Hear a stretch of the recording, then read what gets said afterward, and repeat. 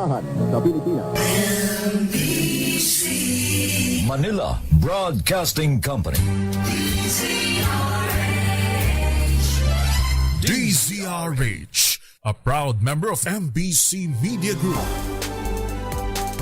6 na minuto na makalipas ang alas 4 ng umaga.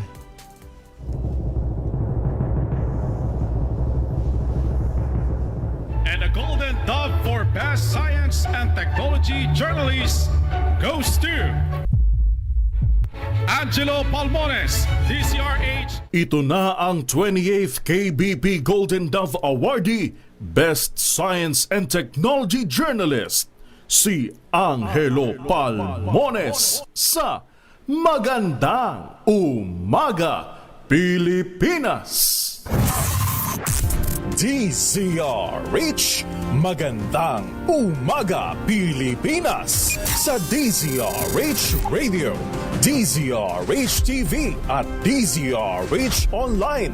Kasama si Kuya Angelo Palmones. Magandang Umaga, Pilipinas!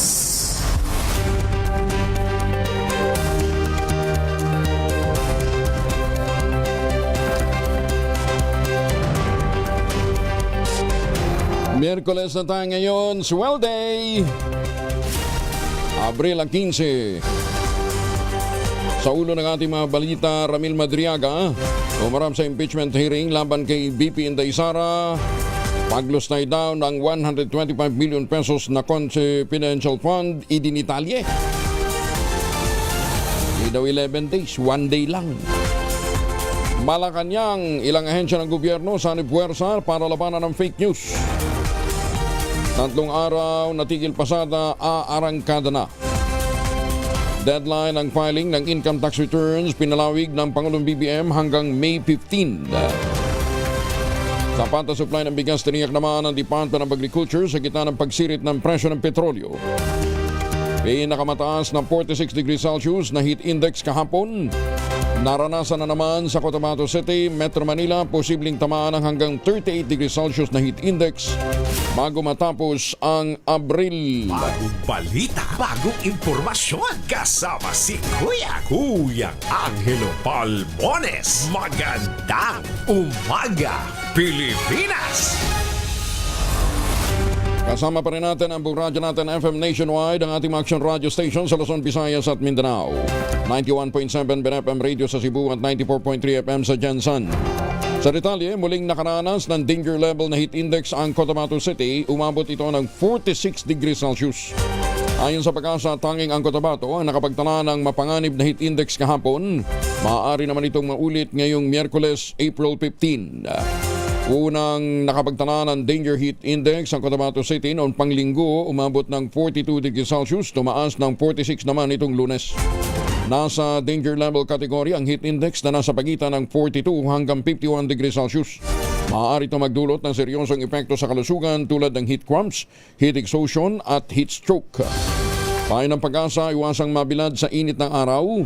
Uminom ng maraming tubig, manatiling nasa loob ng bahay kung walang importanteng gagawin sa labas. Limitahan din ang mabibigat na gawain sa labas ng bahay. Nagbabala naman ang Pag-asa sa mga taga Metro Manila na paghandaan ang matinding init na mangyayari sa mga darating na araw para maiwasan ang heat stroke. Ayon kay Ana Solis, head ng Climate Monitoring and Prediction Section ng Pag-asa, posibleng pumalo sa 37 degrees Celsius o umabot pa ng hanggang 38 degrees Celsius ang heat index sa Metro Manila sa huling linggo ng Abril hanggang sa unang linggo ng Mayo. Hindi rin inalis ni Solis ang posibilidad na umabot ng 40 degrees Celsius ang damang init sa Kalakang, Maynila, lalong-lalo na sa hapon o gabi. Sa pagtaya din ni Ana Solis, maaari namang pumalo ng 42 degrees Celsius hanggang 47 degrees Celsius ang heat index sa ilang lugar, kabilang ng Sangli Point sa Cavite, ilang bahagi ng Visayas at Mindanao. Kasado ng panibagong serye ng Tigil Pasada ng transport group na Manibela. Gayon din ang piston ngayong araw kasabay ng paglulunsad ng service contracting program ng pamahalaan. Ginit ng grupo hindi umano sapat ang programa dahil kakaunti lamang ang makikinabang ng mga driver at mga operator nito. Tinatayang nasa 1,000 operators at 50,000 public utility vehicles ang sakop ng programa sa buong bansa. Ayon naman kay Piston President Modi Floranda, mas dapat pagtuunan ng pansin ng gobyerno ang pagtatanggal ng buwis sa langis dahil sa ang service contracting ay pansamantala lamang na solusyon, hindi ito sasapat sa patuloy na pagtaas ng presyo ng krudo. Nananawagan din sila ng rollback sa presyo ng diesel na 55 pesos per liter. 3 araw ang itatagal ng tigil pasada magtatapos sa Biyernes, April 17. Nagbabala naman ang Senate Committee on Women and Children laban sa mahabang exposure ng mga bata sa online games gaya ng Roblox. Kasunod dito ng naging pagdinig ng komite kung saan nalantad na maraming mga menor de edad na naging biktima ng grooming. Sa naturang hearing, inilahad ni Police Colonel Romeo Desiderio na pangunahing biktima ng grooming ay mga bata na madalas na nakababad sa internet. Napag-alamang kinakaibigan ng mga ito ng mga groomer, karamihan ay nasa abroad para hikayatin ang mga bata na gumawa ng karahasan gaya ng pananakit sa sarili o pagsasagawa ng extortion. They groom victims to commit violence and make ruthless some extortion. So paano nangyayari extortion? Kaya nga yung chat message with Roblox, lumilipat sila ng other social media platform like Telegram, Messenger. So doon ako on Discord. Then andun din yung to influence them on the violence. Then some we call this radicalization and recruitment. So may kami tinatawag din na ini-influence din 'tong mga nag-groom ma'am ng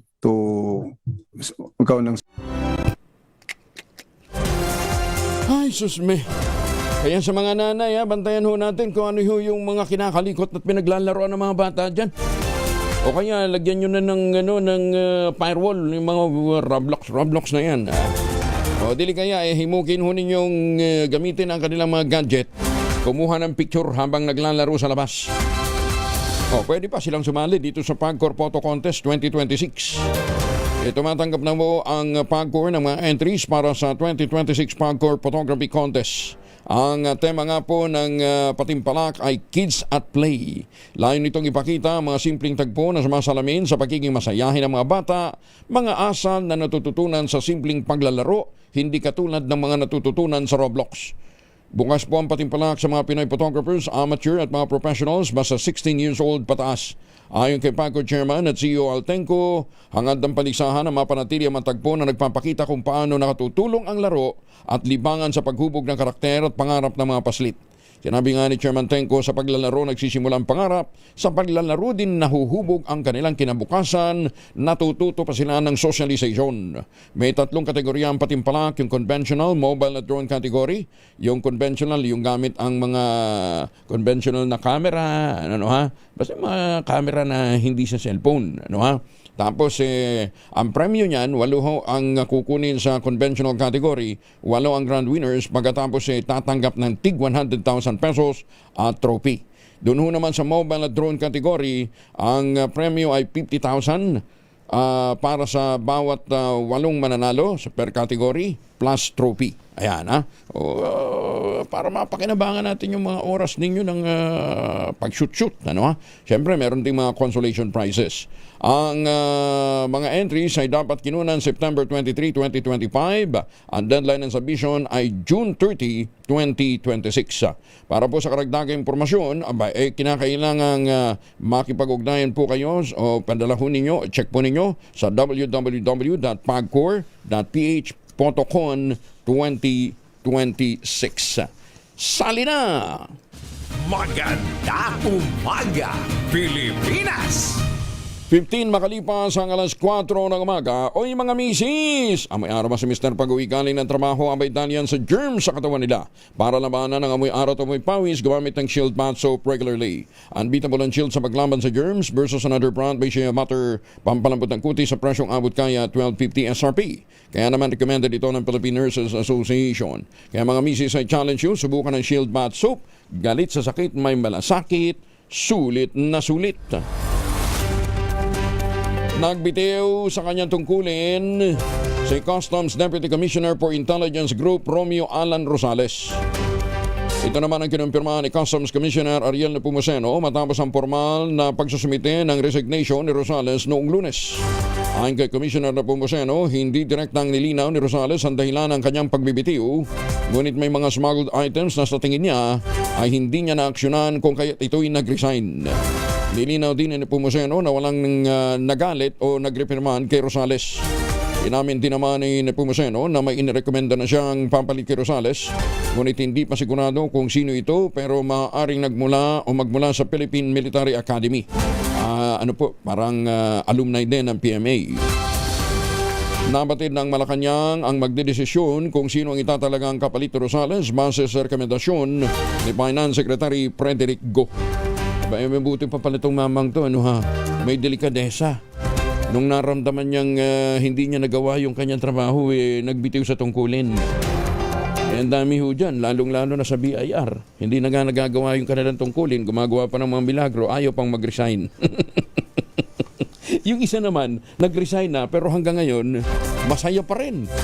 Mga bata niya nakaupo Inalawig pa ng pamahalaan ng deadline sa paghahain ng 2025 Annual Income Tax Return hanggang May 15. Dapat ho kasi ngayong April 15 Line ito na matulungan ng mga taxpayers sa gitna ng epekto ng krisis sa Middle East. Inihayag ng Pangulong Bongbong Marcos na inilipat ang deadline mula April 15 upang mabigyan ng masapat na panahon ng mga Pilipino na maayos ang paghahain ng kanilang mga babayarang buwis ng walang multa. Ayon sa Pangulo, layunin ng hakbang na gawing mas madali ang pagbabayad ng buwis, lalo na sa panahon na ramdam ang pagtaas ng presyo ng langis. Maaaring magsumite ng kanilang income tax return ang mga taxpayer sa pamamagitan ng online platform ng Bureau of Internal Revenue o sa mga authorized agent banks.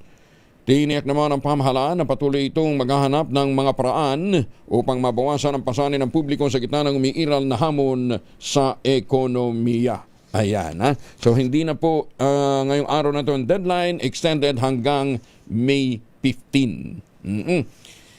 Sana din ho may deadline yung pananatili ng mga tulisan. Meron ho isang hindi lang maganda yung audio recording Pero talaga ang sabi maghanap kayo na gustong mag-settle ng kanilang mga LOA. Anong LOA sinasabi ho ninyo? Ang ilowa daw doon sa mga fake transactions. Maghanap na ng mga accountant at saka ng mga ng mga negosyante, lalong-lalo ng mga Chinese na gustong mag-settle ng kanilang mga LOA doon sa fake transactions, doon sa mga doon sa mga resibo. Baka daw gustong mag-settle. Ikinansila na ho. Wala na, tinigil na ho yung mga luwa na yun pinatigil na. Ba't mo gagamitin pa rin? Di ba? Tapos meron pa silang hatian. Kesyo, yung 60% mapupunta sa ganito, yung ganitong porsyento mapupunta sa ganito. Ay nako, wag ho kayong maniniwala. Hindi ho yan kukonsintihin ni Commissioner Mendoza. Lalo na ni Secretary Frederick Go. Hindi ho kukonsintihin yung mga ganyang klase ho ng mga katarantaduhan. Ganda Umaga, Pilipinas! Kumpiyansa naman si Agriculture Secretary Francisco Chu Laurel Jr. sa kalagayan ng food security ng bansa. At tiniyak sa publiko na sa pamamagitan ng mga hakbang ng pamahalaan na papanatiling matatag ang supply ng bigas sa kabila ng pagtaas ng presyo nito sa pandaigdigang pamilihan kasama ng langis. Ganyan din ang papang mga gastusin sa mga farm inputs. Marami ho kasi sa mga fertilizer na ginagamit petroleum base. Kasabay nito, pinabulaanan ni Laurel ang mapahayag ng mga nakaraang pagdinig na ginagamit umano ang imported na bigas sa 20 pesos bigas program at iginit ang programa ay gumagamit lamang ng bigas na binili ng National Food Authority mula sa mga lokal na mga magsasaka na sumusuporta sa parehong abot kayang presyo para sa mga mamimili at sa kabuhayan ng lokal na mga producer. Ganyan hindi niya isinasantabi na sa hinaharap kung sakali malaki ang ibababa ng lokal na produksyon ng bigas. Maaaring gumamit nga imported na bigas kung susuporta para suportahan ang 20 pesos na bigas program. Habang kinikilalang epekto ng pagtaas ng presyo ng gasolina at abono, sinabi naman ni Secretary Laurel na napapamahalaan pa din naman ang mga ito dahil sa mga hakbang na ipinatutupad ng pamahalaan sa ilalim ng direktiba ng Pangulong Bongbong Marcos. Ayon sa kalihim, ang mga pagtatayang magkakaroon ng 20% na pagbaba sa produksyon ng palay ay may tuturing na worst case scenario, lalo na kung walang ginagawang intervention.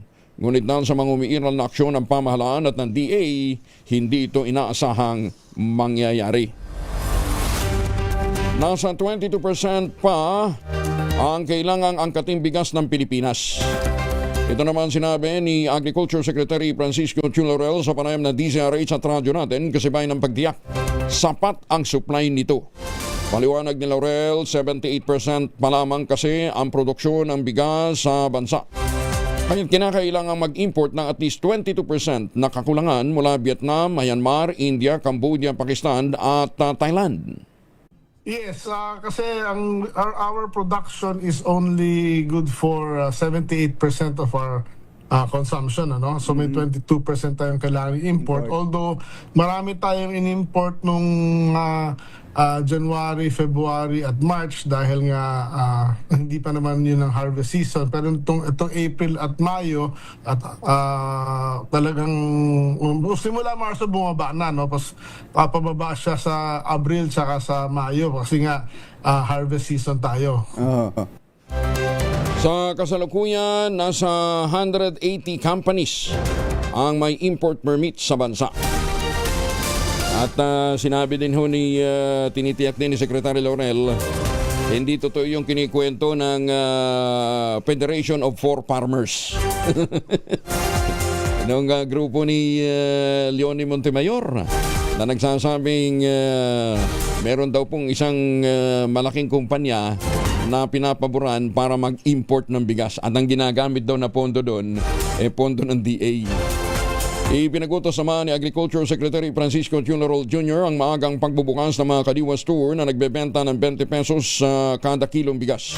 Kasunod dito ng ulat tungkol sa mahabang pila ng mga nasa vulnerable sector para makabili lamang ng 20 pesos na bigas. Sinabi ni Secretary Laurel, patuloy nilang inaayos ang proseso para mapabilis at maging magaan ang pamimili ng ating mga kababayan. Using the QR, meron pa rin silang linya na pwedeng pilahan. So we're continuously trying to improve. Naiintindihan ho namin yan. At yung iba naman na reason nila, kaya daw sila 2 o'clock pa lang nandun na kasi gusto nilang mauna. Para kahit na may magawa pa sila during the day. Kahit na may appointment. Kaya siguro kung pwede, hindi kaya pwedeng agahan din yung pagsisimula. Tulad dito, alas 8 na ho nagbubukas daw yung Yes, may direction na ho tayo na mag-uumpisa yung mga outlets na talaga may pila, mag-uumpisa ng 6 a.m. ho. Lumundag na ng abot sa 2,700 ang presyo ng fertilizer per sack. Mula sa dating 1,650 per sack bago sumiklab ang gera sa Gitang Silangan.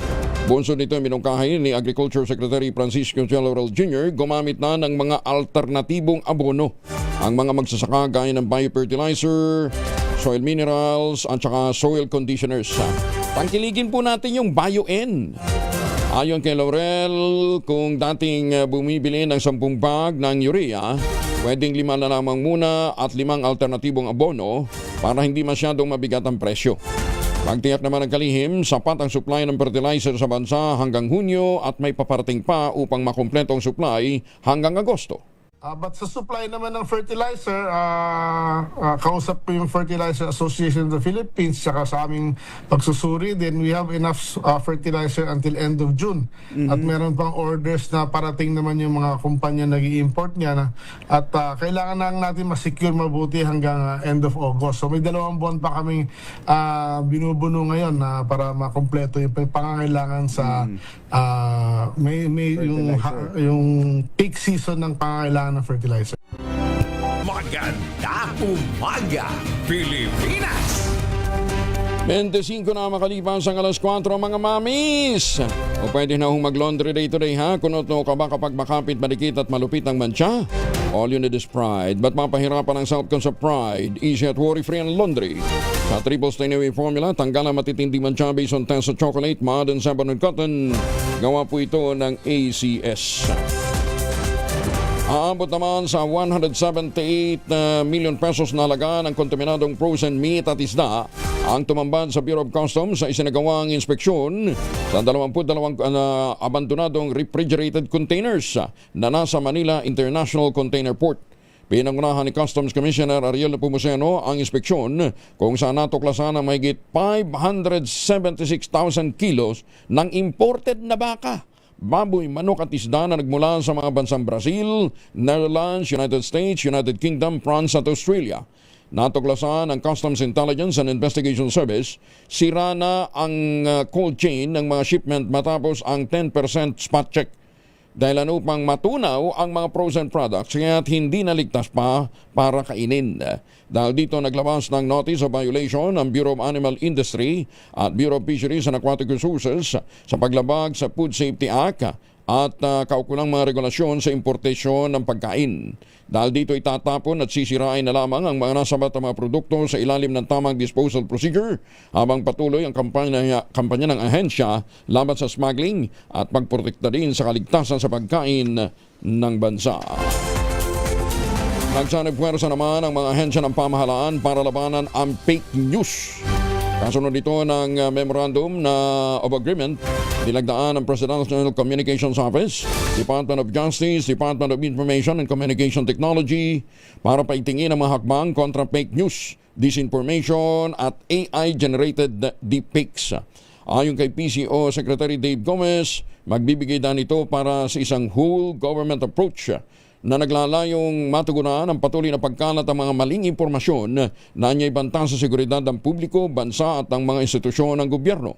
Sa ilalim ng naturang kasunduan, magtutulungan ang mga nabagitang ahensya para bantayan, siyasatin at kasuhan ang mga nagpapakalat ng fake news sa ilalim ng mga umiiral na batas.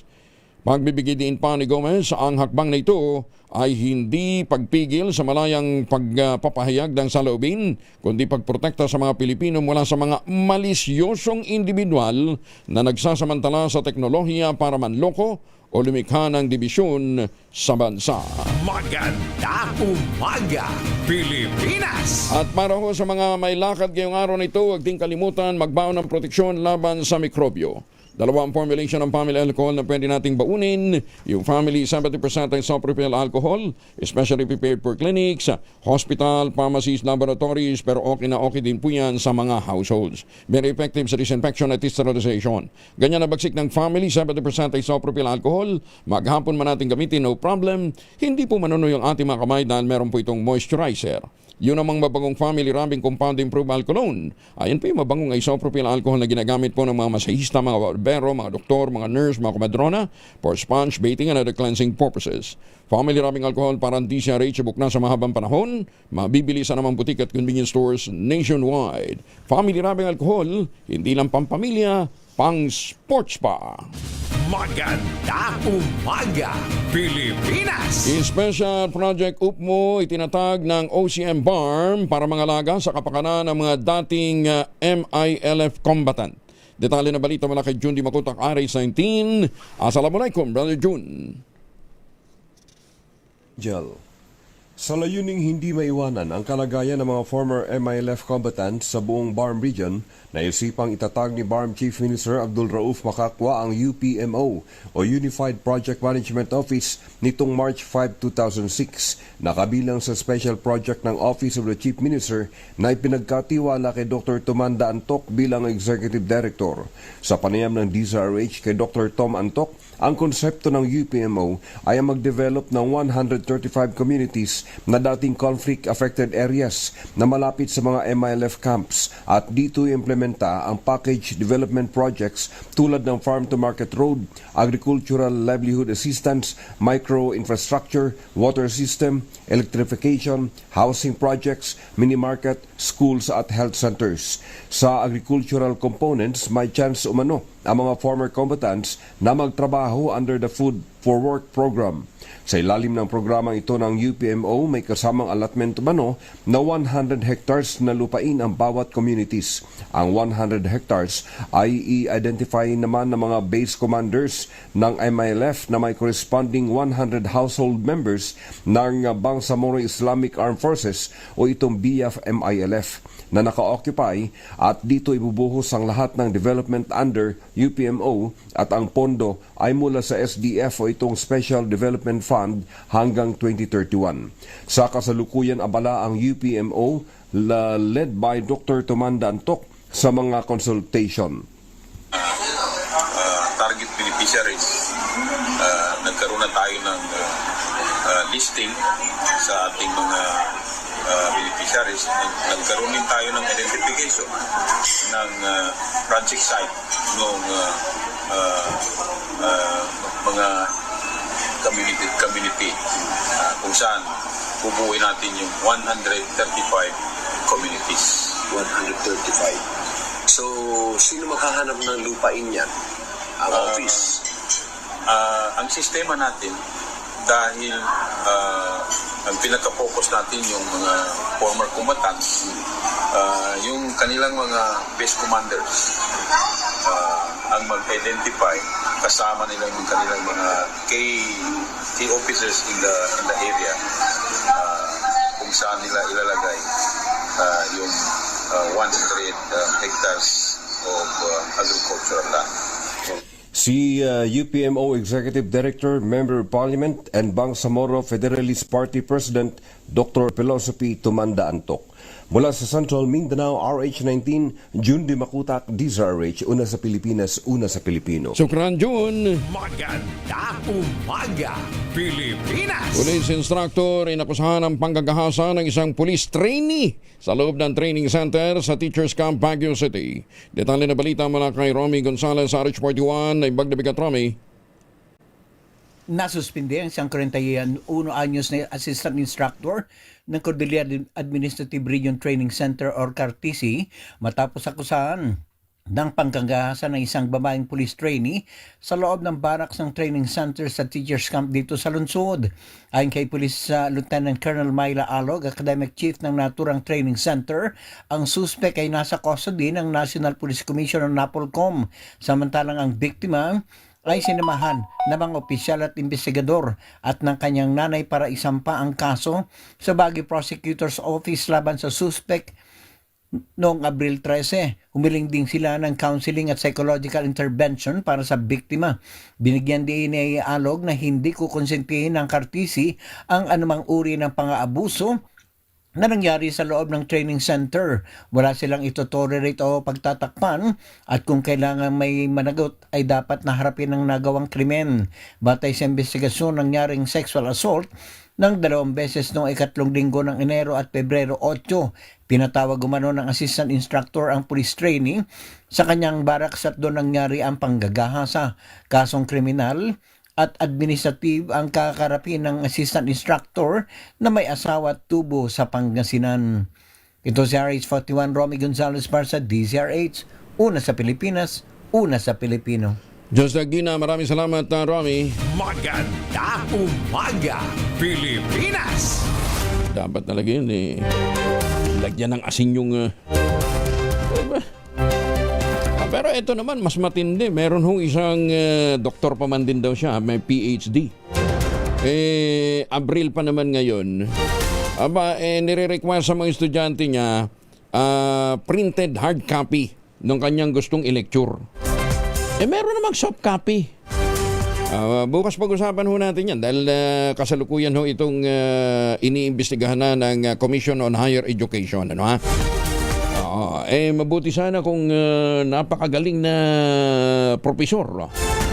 Kaya hindi mabigyan ng puwang sa mga prestigious university dahil ay, sus me. Di ba? Uso na ho ngayon ng uso na ngayon ng soft copy, di ba? Parang environment friendly. Bawasan natin ang gamit ng papel. Siya hindi. Kinakailangan ang gamit ng gamit sa kanyang lecture naka-hard copy lahat, naka-print. Nabawasan ng 97.5% ang bilang ng mga estudyanteng hirap makabasa sa Pasay City. Ayon kay DepEd Pasay School Division Superintendent Joel Torrecampo, buong ito ng pagtutulungan ng lokal na pamahalaan at ng kagawaran. Sa pamamagitan nito ng programang naging instrumento para matulungang makabasa ang mga estudyante. Kabilang narito ang Academic Recovery and Accessible Learning o ARAL program at Reading Remediation and Enhancement program na pinondohan sa pamamagitan naman ng Special Education Fund ng pamahalang lungsod. Bukod pa rito ang paggamit ng learner profiling at mahigpit na monitoring sa lahat ng antas upang matiyak na natutugunan ang pangangailangan ng bawat bata. Dami daw kasi mga bata ngayon, hirap talaga magbasa. Matatandaan sa datos ng Second Congressional Commission on Education noong January 19, 2026. Ang Division of Pasay ang may pinakamaraming estudyanteng hirap makabasa, umabot ng 47.50%. Alam po niyo, ito pa ha, Secretary Angara, baka po pwede nating ma-review, ano ha? Yung transmutation table, kaya maraming pumapasa na hindi naman talaga makapasa. Kung halimbawa ang score mo 60, pasado na 'yon. 60. 75 ang equivalent nun eh. 75% equivalent. Paano pa? Pipilito natin. Kung talagang pasangawa, wag naman natin gawing pasangawa kung talaga hindi marunong bumasa yung bata.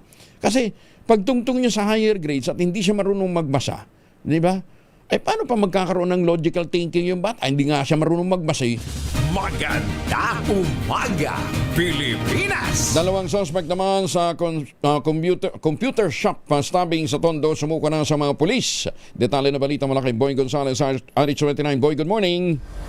Good morning, Kuya Angel. Voluntaryong sumuko kay Lieutenant Colonel Ronald De Leon, hepe ng Rahabago Police Station 1, ang dalawang suspect sa pananaksak sa loob ng isang computer shop sa Tondo, Maynila.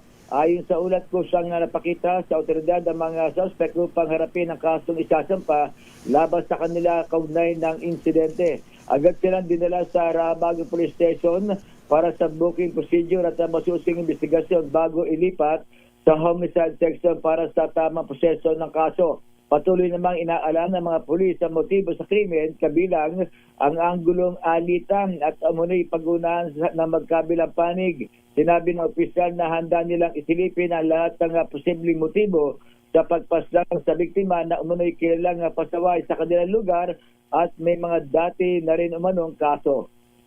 Ito si Boy Gonzales para sa Lisa Arizona sa Pilipinas, una sa Pilipinas. Maraming salamat, Boy. Ay magandang umaga sa mga suki natin dyan sa Nabotas at Valenzuela City. Sa mga taga Lloydminster, Canada. Good morning. Ay magdabigan sa mga taga Abulog, Cagayan. Magandang umaga po sa mga suki natin dyan sa Calamba, Laguna. May buntag sa mga tigpaminaw nato diyan sa Kinapawan City. O sa mga tigpaminaw nato diyan sa Sugbo. General Santos, good morning. Buenos dias, Zamboanga. Davao City tutol naman sa plano ng pagtatayo ng dayuhang military facilities. Detalye na balita mula kay Jun Soter mula sa Action Radio Davao. Ang buntag ni mo, Jun. Mayong buntag usab, Kuyang Angel. Mariing ipinahayag ng City Government of Davao na hindi nito tinatanggap at tutulan ang anumang plano na magtayo ng foreign military facilities sa loob ng jurisdiksyon ng lungsod ng Davao. Sa nilabas na opisyal na pahayag, sinabi ng lokal na pamahalaan na hindi nito susuportahan ang naturang hakbang kung wala itong direktang pakinabang sa mamamayan, lalo na sa gitna ng umiiral na tensyon sa Middle East. Binigyan diin ng pamahalaang lungsod na mas mahalaga matugunan ang epekto ng krisis, kabilang ang pagpababa ng presyo ng langis at mga pangunahing bilihin, gayon din ang papapagaan ng kalagayan ng pamumuhay ng mga residente. Ayon pa sa pamunuan, kung ang naturang plano ay hindi makakatulong sa kapakanan ng publiko, wala itong dahilan upang suportahan ng Davao City. Ito si June Soter para sa DZRH. Una sa Pilipinas, una sa Pilipino. Daghang salamat, June Soter. And speaking of Davao, yung pong mga planting material ng kakao galing Davao, hinakot po yan para maitanim sa ilalim po ng mga nyugan at iba pang mga sakahan dyan po sa lalawigan ng Quezon. Ayan, ha? Ang requirement naman ay talagang init ng araw. Basta't may access ang init ng araw. Kaya ho ngayon, ang ating pong mga magsasaka, ang ating pong mga magbubukid, nagpo-produce na ho ng dekalidad na cacao beans, pinaprocess para maging tangerine chocolate. Ang tangerine chocolate po ay produkto, brand ng mga magnaniyog ng mga magsasaka dyan po sa lalawigan ng Quezon. Available yan sa 0919-095-5935. Ang sabi nga po ni Dr. Helen Tani, sino bang magmamalasakit sa Pilipino kundi ang kapwang Pilipino? Kaya sa bawat bili natin ng tangerine chocolate, pinalalakas natin ang loob ng ating mga magsasaka, pinalalakas natin ang ating lokal na ekonomiya. Tangerine chocolate 100% gawang lokal but taste and looks global. Tinulungan ito ng DTI at ng DOST. Meron pong mahigit 10 variants yan ha. I-check po niyo sa tangerinechocolate.ph. Ang mga raw material na ginamit ay galing din po sa ani ng ating mga magsasaka. Tangerine chocolate 100% gawang atin. Sa pakiusap po ni Dr. Helen Tan, sana naman po ay ating tangkilikin. Tangerine chocolate 100% gawang Pinoy. Maganda umaga, Pilipinas! Si Clea Pineda at Janela Salvador, open na sa public tungkol sa kanilang relasyon. Yan ang ibabalita sa atin ni Morley Alinio. Morley, good morning. Kay tamis ng ating pagmamahalan. O ayan, magang-maga, sinisira ko ang umaga ninyo. Magandang morning, Luzon, Visayas at Mindanao. Good morning, Kuya Angel. Well, sa totoo lang, kinanta ko yung kay tamis ng ating pagmamahalan dahil kat babae sa babae ay talaga namang nilalanggam ang pagmamahalan ni Clea Pineda at Janela Salvador. Well, walang takot na ipinakikita na nga ng dalawa ang kanilang relasyon sa mundo. Hindi nga lang natin alam kung sino ang babae at kung sino ang lalaki sa kanila.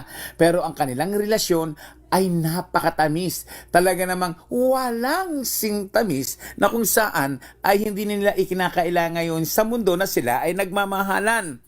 Nakakatuwang pagmasdan si Clea at si Janela dahil lagi silang sweet sa isa't isa. Marami ang nagsasabing mali ang kanilang relasyon. Hindi dapat pamarisan. Pero marami rin ang nagsasabing kanya-kanyang buhay yan. Kung saan ka masaya, yun ang gawin mo. Sabi nga ng marami nating kaibigan, kung magpapakasal ang dalawang ito ay tiyak na pagkakaguluhan. Dahil first time na may ikakasal sa showbiz na parehong babae. Yung lalaki sa lalaki, marami na yan. At kung matutuloy nga ang kasalang Clea Pineda at Janela Salvador, for sure, pag-uusapan. Yan ang ating DZRH Showbiz News. Ako po ang inyong RH47, Morley Alinio para sa DZRH, una sa Pilipinas, una sa Pilipino. Babu! Thank you, Morley. Maganda umaga, Pilipinas! 43 na makalipas ang alas 4.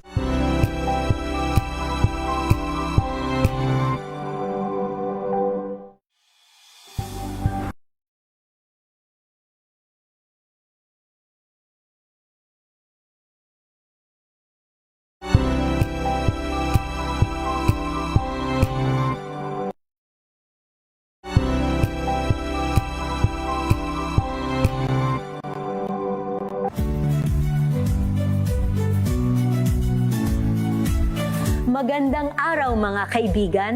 Ito po ang inyong balerina ng bayan, si Lisa Makuhay Lizalde, na nag-aanyaya sa inyong samahan kami at ang aming mga espesyal na panauhin para sa kalahating oras ng masayang kwentuhan sa aming programang Art to Art, kung saan ang usapang sining at kultura ay para sa lahat. Huwag kaliligtaan, tuwing linggo, alas... Construction worker na nanggahasa din ng isang 38 anyos na babae. Agad na naaresto sa Pilar, Bataan. Detalye na balita mula kay Danny Kumilang, Aris 37. Danny, good morning. Arestado ang isang 25 anyos na construction worker na kinilalang si alias Erwid matapos umano nitong gasay ng isang 38 anyos na babae sa Barangay Alauli, Pilar, Bataan nitong Abril 14, 2026 bandang alas 5:47 ng umaga. Batay sa investigasyon, naglalakad ang biktima patungo sa kanyang pinagtatrabahuan nang mapansin niyang sinusundan siya ng sospek. Nilapitan siya nito at makarang tangkain ng biktima na tumakas, hinabol siya, sinaktan at kinaladkad patungo sa isang maliit na coffee shop kung saan siya sa pilitang ginahasa. Matapos ang insidente, nakatakas ang biktima at nakahingi ng tulong at agad na dinala sa ospital para sa medical legal examination. Nagsagawa ng follow-up operation ang Pilar Municipal Police Station na nagresulta sa agarang pagkakaaresto sa suspect. Kasalukuyang itong nasa kustodiya na ng pulisya para sa inquest proceeding. Danny Kumilang, RH37, DZRH, una sa Pilipinas, una sa Pilipino. Maraming salamat, Danny. May pabakikayungan sa ating mga kababayan dyan po naman sa Pampanga. May buntag sa mga suki nato diyan sa Cebu. Ay, magandang umaga din sa mga taga-South Caloocan. Natuntunan ng mga otoridad ang pinagmulan ng kumakalat na fake news kaugnay ng kalusugan ng Pangulong Bongbong Marcos Jr. Diyan man nananatiling confidential ang mga detalye habang nagpapatuloy pang investigasyon. Ayon kay Information and Communications Secretary Henry Aguda, nagsagawa sila ng investigasyon kasama ang Cybercrime Investigation and Coordinating Center. Naisamitin na nila ang mga natuklasan sa Philippine National Police at Department of Justice para sa pagsasampa ng kaso.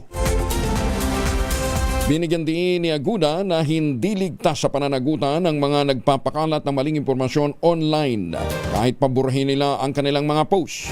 Ipiniliwanag niya na ang mga digital platforms ay nakikipagtulungan sa pamahalaan upang mapanatili ang mga ebidensya at maaari itong makuha sa pamamagitan ng legal na proseso gaya ng subpoena at court orders. Kasabay nito, pinaalalahanan ng DICT ang publiko na maging responsable sa pagbabahagi ng impormasyon online, lalo na sa gitna ng pagdami ng mga maling balita na hindi lamang tungkol sa kalusugan ng Pangulo kundi pati na sa iba pang issue gaya ng krisis sa langis. Aarangkada na ngayong araw, Abril 15, ang pamamahagi ng 2,325 na ayuda sa mga magsasaka at mga mangingisda. Ayon kay Agriculture Secretary Francisco Chulaurol Jr., higit 4 na milyon ang mga benepisyaryo ang mabibigyan ng naturang financial aid.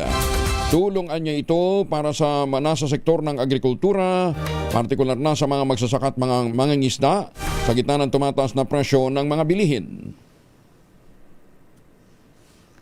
Asa na? Si Secretary Laurel. Wala. Sige.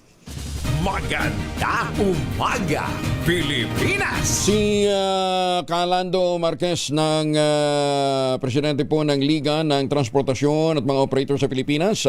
Calando, magandang umaga po sa inyo. Ay, good morning, Kong Angelo, at good morning sa yung milyon-milyon na nakikinig at nanonood sa iyong programa. Kasama kayo ngayon sa transport strike? Yan po yung napagkasunduhan namin po isang araw pa hanggang kahapon po ay nag-meeting kami yung aming mga pampunuan sa mga regional at saka mga provincial buong Pilipinas at yan po ay napagpasyahan ng 90% ay hindi po sasama. 90% hindi sasama, so at least may mga 10% din na sasama. Opo, yung sabi nila, yung iba hindi na ho nakapag-prepare dahil napasok na po sila ng kalpintero, meron pong mason, may nagtulak ng gulay, kaya mas minabuti muna nila daw doon sila yung 10% na nakausap namin kahit mga 2 araw. Kaya kami po ay minamabuti namin, Sir Angelo, na yung programa mo dito sa DCRH ay 90% ang LTAP po ay hindi po kasali dahil yung 10% ay nakahanap po ng trabaho na kalpintero, mason, nagtutulak ng gulay, nagtitinda ng isda. Kaya ganun po yung nangyari sa mga provincial namin na driver po. Ibig sabihin, Calando, matagal na silang nagtigil pasada. Nung hindi na sila kumikita, Sir Angelo, kaya ayaw nilang pumasada na dahil nga sabi nila, ang pinaghahanap buhay na lang nila ay yung gasolinahan. Kaya minabuti po nila, Sir Angelo, na naghanap ng iba para mabuhay naman yung kanilang pamilya. Kaya ngayon, ginagalang natin yon, Sir Angelo, dahil nga unang-una talagang buhay ng pamilya ang unahin natin. Ilang porsyento ba ang LTAP sa mga lansangan? Siguro, kung hindi naman po pagmamalabis po ay mga nasa 20%. 20%. O yan, okay. Opo, sa jeepney, UB Express at saka tricycle po. And happy naman kayo so far doon sa mga subsidy na natanggap? Yung binigay kahapon po ay marami pong talagang natuwa naman sila dahil nga mayroon na pong 21 pesos na binawas doon sa presyo at mayroon pang 10 piso na ibinibigay kada karga ng kanilang mga legal na pampasahero. Kaya yan yung ating kasing inirekomenda, isa tayo sa nagrekomenda doon sa programang yun dahil nga bakit mo namang kakargahan yung namamasada na kolorom? Kailangan tignan po kung talagang nakaregister dyan o hindi. Nagbabayad ba yan ng buwis? Bakit mabibigyan ng benepisyo na hindi naman nagbabayad sa gobyerno kundi perwisyo sa mga legal na nagbabayad sa rangit? Teka muna, over the 21, meron pang 10 pesos. Opo. Ano yun? Yung 10 pesos, ikakarga din o i-re-rebate? I-re-rebate. Kung gusto mong ikarga nila dahil po yun ay halaga nung ikinarga mo per liter, may bigyan ka ng 10 piso per liter po. Ano yung 10 piso? Ibibigay sa iyo yung 10 piso? Ibabalik yung pera? Idididak nila po. Idididak doon sa mabayaran mo? O, doon sa mabayaran mo. So, lalabas magkano? 31? 31 pesos ang deduction. Lumalabas po na 31 po. Dahil mayroong incentive na binibigay. Yan po yung inaprobahan ng ating gobyerno at saka yan po yung inilaws kahapon ni Secretary Banoy at saka ni Chairman Bigor sa mga ibang lugar sa Metro Manila. Yung pilot area kahapon, 10 pa lang 10 gasoline station. Buong NCR ba yan?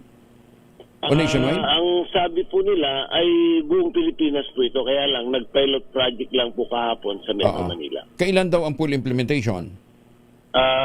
Yan po yung inaantay namin po. Pero marami pong natuwa dahil nga po nakabalik sila dahil alam mo naman Sir Angelo, talagang mahal na mahal ang ating mga driver, yung kanilang hanap buhay, yan sa pagmamaneho sa public transport. Dahil yan na po yung kanilang pinagkatandaan. At saka ito open naman, itong additional na 10, pwede ito sa mga miyembro ng iba pang mga di ba, transport group. Lahat po, kasama open. Po yung hindi exclusive. Kasama ang UB Express, Jeepney, at kasama pa yata ng mga truckers at saka bus dito sa Rangila. Ayan. Sige. Di at least may masasakyan pa rin yung ating mga kababayan na gustong magtrabaho kahit na may transport group, may transport strike yung ilang grupo. Actually, Sir Angelo, nandito na ako ngayon sa mga kalsada. Nandito ako sa party ng Pasay Rotonda. At tinitingnan ko yung ating mga jeepney ay maganda naman yung takbo. Okay. Marami naman po ang bumibiyahe. Sige. Ingat ka, Lando. Maraming salamat, ha? Maraming salamat, Sir Angelo. Mabuhay po kayo. Si Ginoong Orlando Calando Marquez, ang presidente ng Liga ng Transportasyon at mga operator sa Pilipinas. Maganda umaga, Pilipinas! Maganda umaga sa mga taga-Kulyon, Palawan. Krisa Calix, kumusta ka na daw? Pangulong Marcos darating naman sa Tacloban para sa ilang opisyal na aktibidad. Nakaabang doon si Jimmy Angay-Angay, Aris 32. Maupay nga agad, Jimmy. Darating ngayong araw sa Tacloban si Pangulo Ferdinand Marcos Jr. para sa ilang opisyal aktibidad sa lungsod. Layunin ng kanyang pagbisita na pangunahan ang bayanihan para sa balikbayang manggagawa na gaganapin sa Leyte National School. Susundan naman ito ng mass ostriki ng mga guro at punong guro sa ilalim ng Expanded Career Progression na isasagawa sa Tacloban City Astrodome. Hindi na ito unang pagbisita ng Pangulo sa Tacloban dahil ilang beses na rin siyang nakapunta sa lungsod, kabilang na ang kanyang pagbisita sa San Juanico Bridge. Bahagyang pagbisita, ito ang patuloy na suporta ng administrasyon sa mga programa at proyekto ng pamahalaan para sa Rion 8. Pinapakita rin nito ang patuloy na pagbisita ng presidente sa mga probinsya upang personal masubaybayan ang pagpatupad ng inisyatiba ng gobyerno. Mula dito sa DYVL Action Radio Tacloban, ito si RS32 Jimmy Angay-Angay para sa DZRH. Una sa Pilipinas, una sa Pilipino. Daghang salamat, Jimmy Angay-Angay. Magandang umaga kay Mayor Sene Mendoza dyan po sa Talisay, Batangas. 4 na kalalakihan na high-value target timbog sa Members Operation ng PIDEA Region 1 sa Rosales, Pangasinan. Masantos siya kabasanay Chikamin sa ating mga kababayan dyan sa Pangasinan. Detalye ng balita mula kay Aris 38, Freddy Fajardo. Freddy.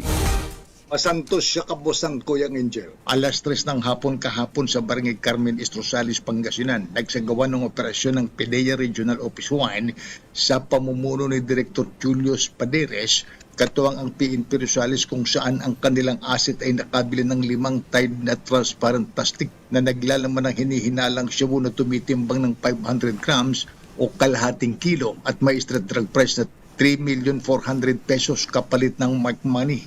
Ang mga naarestong high-value target suspect ay mga taga-Manila at Rizal. Nakumpiska sa mga akusado ang mark money ginamit sa operasyon. 3 cellphone at sasakyan nila na gamit sa illegal ng gawain. Kasalukuyang nasa kustudiya ng PIDEA Provincial Office of Danita City ang mga akusado na naharap sa kaso ng paglabag sa Republic Act 9165 Comprehensive Dangerous Drug Act of 2002. Mula sa Action Radio Pangasinan, ito si Freddy Fajardo, Aristarte Tag-uulat para sa DZRH, una sa Pilipinas, una sa Pilipino. Maraming salamat, Freddy. Senior citizen na wanted sa kasong pagpatay sa Northern Samar, arestado naman after 26 years na pagtatago. Detalye ng balita mula kay Jane Galit Bantayan, Aris 34. Jane, good morning. Makalipas naman ang 26 na taon na pagtatago sa batas at patuloy na paghahanap ng otoridad, nahuli ng matagal ng wanted na ngayon ay isa ng senior citizen. wanted sa lalawigan ng Northern Samar matapos na masangkot sa kasong pagpatay. Doon ito na-aresto ng otoridad sa bayan ng Gamay kung saan kasalukuyan itong naninirahan sa nasabing bayan. Sa isang surveillance, nahanap ito ng otoridad at agad na nilunsad ang isang joint operation ng kapulisan ng Gamay at CIDG. Ang wanted doon nahuli sa barangay Gibuangan na naturang bayan ng Gamay. Isa na itong 66 na taong gulang. Ayon sa report ng PNP, ang nasabing akusado ay kinasuhan ng murder ng Regional Trial Court Judicial Region Branch 21 Lawang Northern Samar noong pang July 24, 1999 at walang inilagak na piyansa ang korte para sa pansamantalang kalayaan nito. Matapos aristuhin, dinala ito ng mga pulis sa Gamay Municipal Police Station para sa tamang disposisyon bago ito turn over sa korte. Samantala, patuloy naman na nananawagan ang otoridad sa komunidad na patuloy na makipag-ugnayan at agad ni-report sa istasyon ang mga wanted na nagtatago sa kanilang mga lugar. Mula sa Aksyon Radyo Katarman, Arts 34 Jane Galit Bantayan ng DZRH. Una sa Pilipinas, una sa Pilipinas. Daghang salamat Jane. Ilocano Effect ipatutupad sa ASEAN hosting ng Pilipinas. Ayon naman kay First Lady Lisa Marcos. Detalye na balita mula kay Let Narciso, RH14. Let, good morning.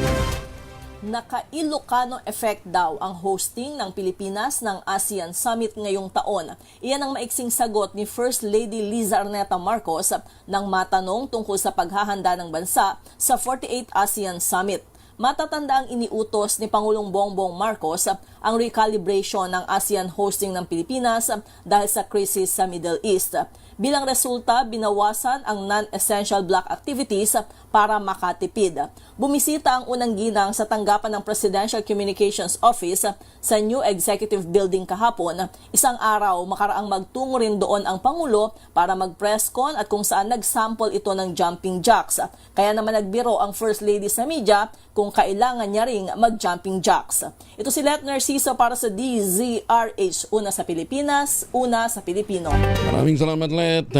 Dating Senador Antonio Trillanes report, mga kinatawan ng AMLAC ipatatawag sa susunod na hearing ng House Justice Committee. Detalye na balita mula kay Manang Milky Rigonan, RH12. Manang Milky, good morning. Ipatatawag sa susunod na hearing ng House Justice Committee sa dating Senator Antonio Trillanes IV at mga kinatawan ng Anti-Money Laundering Council. Ito ay may kinalaman sa questionable umanong bank transactions ni Vice President Sara Duterte at kanyang mister na si Attorney Maneses Carpio. Tatanungin si Trillanes ng komite sa mga discrepancy sa SALN ni VP Sara kasama ang mga hawak nito mga dokumento. Ayon kay House Deputy Minority Leader Leila De Lima, ang testimonya ni Trillanes noong 19 Congress ay mahalaga para ma-establish ang probable cause. Una nang inirekomenda ni Bicol Saro Party List Representative Terry Ridon ang SALN na mag-asawang Duterte dahil sa issue ng wealth gap. Matatandaan iginiit niya Ridon, miyembro ng Justice Committee, dapat ipaliwanag ni VP Sara ang umano'y 50 million pesos na wealth gap o unexplained wealth. Paliwanag ni Ridon noong 2008, 18.49 million pesos ang SALN ni VP Sara pero lumobo ito sa 88.51 million pesos noong 2024. Ako si Milk Reguna nagulat para sa DZRH, una sa Pilipinas, una sa Pilipino. Maraming salamat, Manang Milky. Maganda umaga, Pilipinas! Isang minuto bago mag-alas 5 ng umaga, oras na para tayo po ay mag-ultabayo. Pero sabi nga po ng mga dalubhasa, isang oras bago matulog, 2 kapsula, mas mai-enjoy natin ang mga benepisyo ng ultabayo. Ano nga bang ultabayo? Ito po'y postbiotic with Lactococcus lactis strain plasma. Dumaan po ito sa mahabang clinical trial, hindi testimonial, hindi kwentong kutsero, kundi human clinical trial. Ang bawat kapsula ng ultabayo ay nagtataglay ng 50 billion cells ng Lactococcus lactis strain plasma. Kaya napaka-potent po nito na pagpasok po sa ating katawan, ina-activate nga po yung PDC, yung plasmacytoid dendritic cell. Yan po yung tinatawag na madalubhasa na commander ng ating immune system, responsable sa pagtataboy ng mga toksin sa ating katawan habang tayo po ay natutulog. Ang ultabayo nakatutulong para ma-achieve natin ang magandang tulog, para may panlaban tayo sa puyat, pagod at stress. Ilan lamang yan sa mga benepisyo po ng ultabayo, ha? Kung meron pa ho kayong mga concerns, abay, makapag-ugnayan po sa mga dalubhasa. Nakastambay po sila sa 0931-033-2871. Ulitin natin, 0931-033-2871. Pwede kayong mag-text ng anumang tanong dyan. anything under the sun. Ang Ultamayo ay rehistrado sa Food and Drug Administration, halal certified. Available yan sa Mercury Drug, HB1 Plus Pharmacy, Curamed at Amesco Drug. At ito pa rin ang magandang balita, kapag bumili ka ng isang box ng Ultamayo Postbiotic, yung 30 capsules sa alinmang Mercury Drug Store sa buong bansa, makakakuha ka pa rin ng free 100 pesos Mercury Drug Gift Certificate. Promo runs until July 31, 2026 only per DOH FDA CFRR permit number 0981-0/2025. Mahalagang paalala, ang Ultamayo ay hindi gamot at hindi dapat gamiting panggamot sa anumang uri ng sakit. Tumutok sa DZRH at manalo ng instant 1,000 pesos sa Malakas promo kasama ang Pride Detergent. Malakasan ang makinig at manood sa DZRH! Ay, sa mga taga-barangay Malinta, Valenzuela, ang tropa ni Sherwin Alparo kasama ang Pride Detergent ay nandyan ngayon, nag-iikot. Kaya pag nakakita ho kayo ng tropang pogi dyan, grupo ho ni Sherwin dyan. Lakasan nyo ng mga radyo, telebisyon at baka kayo ang matsyempohang bibigyan ng premyo. Ready na ba kayong tandaan ang ating word of the day para manalo ka ng DZRH mini component? Eto na! At ang ating word of the day ay enjoy. Enjoy. Sa Tagalog, mag-utos. Sa Ilocano, ipapauit. At sa Kahiligay noon, kasuguan. Maganda umaga, Pilipinas! Si Lori de la Cruz mula sa Pag-asa. Kasama na natin, Ma'am Lori. Kumusta magiging lagay ng panahon, lalong-lalo na sa temperatura? Yes, good morning sa lahat po ng ating mga tagapakinig. Base nga po sa ating forecast for today ay magiging maaliwalas pa rin ang buong Papawirin, sa halos buong bansa. At mababa pa rin ang tsansa ng malawakang pag-ulan liban sa mga localized thunderstorms o mga daglian at biglaan lamang na pagbuhos ng ulan.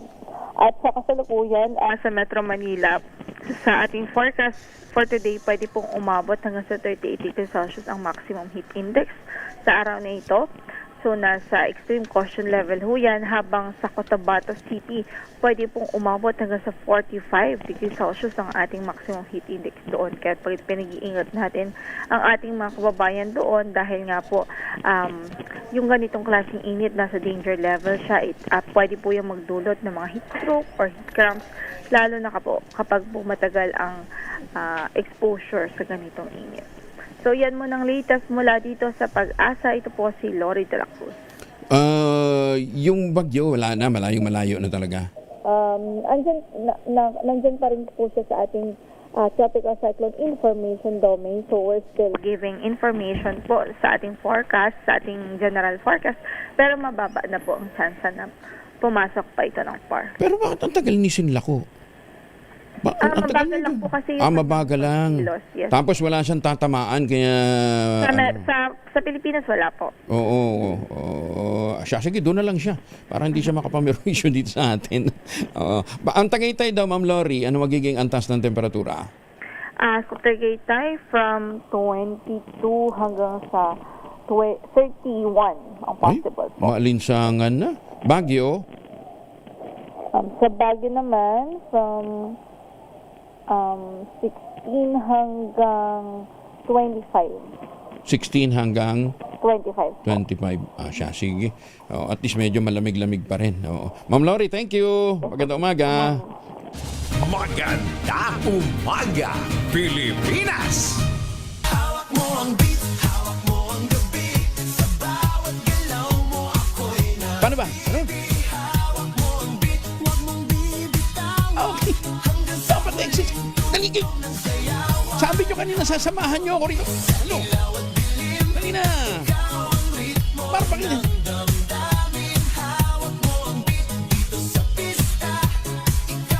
Hindi dapat baguhin mong po ano, ha? Hindi, partida nakaupo ako eh. Pero tuloy pa rin. Halika kasi dito. Kumikinang sa gitna ng dilim. Sa bawat ikot. Dito ka. Kailangan hawak tenga. Dapat hawak ang ears.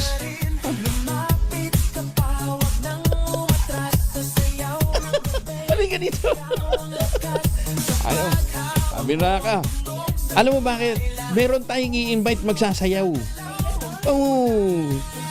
Sandali. Tama na yan. Kayo talaga, Maganda umaga, Pilipinas. Ayaw nyo ng Yoyoy Bilyam ha. Gusto niyo yung Martires. Bigli ba, inggit na inggit ka. Hindi ka makapagsayaw sa harap ng camera. 6 na minuto na makalipas ang alas 5 ng umaga. This time check is brought to you by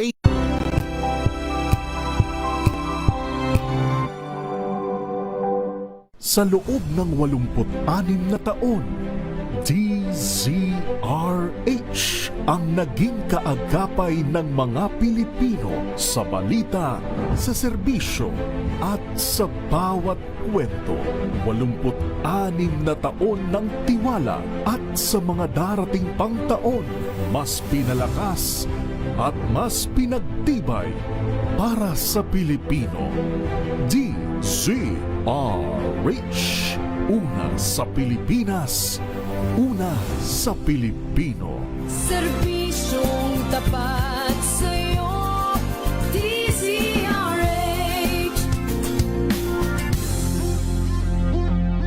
Lunes, magandang umaga, Pilipinas. 5:07 ang oras sa buong kapuluan. Ang ibang ahensya ng gobyerno namimigay ng ayuda. Sa GSIS naman, nagsasauli ng pera. Kasama na natin ang Pangulo at General Manager ng GSIS, si PGM Week Veloso. Isang masaganang umaga, PGM Week. Ay, Maginawang umaga kayo, Partner Angel, at kayo mga tagapakinig. Maginawang umaga pala, baliktad. Alam, Partner, ninervous ako kanina, nakita ko pa, sumasayaw ka dyan sa studio. Sabi mo, meron kang imbitahin na sasayaw. Sabi ko, hindi naman siguro ako yung imbitahin mo. Hindi, alam ko kayo, nagsusumbang kayo dyan sa GSIS dati pagka weekend eh. Hanggang hapon. Hanggang hapon ba? Tayo niya. Anyway, dito tayo sa bigayan ng pera. Nag-umpisa na kayo na paano nga pala yung procedure nitong Balik Ginhawa program? Alam mo, partner, no? Nung nanawagan ang ating Pangulo na all of government, magkaroon po tayo ng kanya-kanyang mga maiisip paano makatulong sa ating mga stakeholders o sa ating mga kababayan. Naisip po ng GSIS na magbigay ng isang programa na tinatawag nating modified loan moratorium. So, imbes na hihinto ka na maghulog, ibabalik namin sa mga miyembro at pensyonado katumbas ng hanggang 3 buwang hulog. So, meron kang lump sum refund. Kaya malaki ang tulong nito. Kasi na yung iba, hindi na maghuhulog ito, may bubuhos na pera pabalik sa'yo. Teka muna. Ito naging tugon ng GSIS sa panawagan ng mahal na Pangulo na tulungan ang ating mga stakeholders sa gitna ng kasalukuyang krisis enerhiya. PGM Week, liwanagin natin ha, hindi nyo ititigil ang pangungulekta ng kanilang loan, hindi ihihinto ang loan deduction, pero isasauli nyo yung 3 months na kanilang ibinayad. Ganun yun? Yes, partner. Sasauli namin ang kanilang nahulog na 3 buwan at ngayon ma-extend naman ang kanilang pautang ng 3 buwan. So, alam po rin nyo kasi, madali pong sabihin na dito tayo magbigay. No? Pag in-operationalize mo yan, mahirap ang operationalization. Ito ang pinakamadaling paraan. At napakabilis ng ginhawa na mararamdaman pag ikaw makakuha ka ng windfall. May nakatanggap na? Nagsimula na itong nakatanggap. 1 linggo na po. Nakakatanggap ang ating mga kasamahan. Alam mo, partner, gusto ko maging malinaw sa lahat ng mga nagtatanong. Kasi itong loan na mga cover dito. Lahat po ng loan na ninyo sa GSIS ay covered dito. Ang key condition ay simple. Kailangan valid ang hulog ninyo mula Desyembre 2025 hanggang Pebrero 2026 at wala silang arrears. Yung mga walang arir. Ibig sabihin, basta't ikaw tawag dito, maayos na nagmabayad, wala kang magiging problema.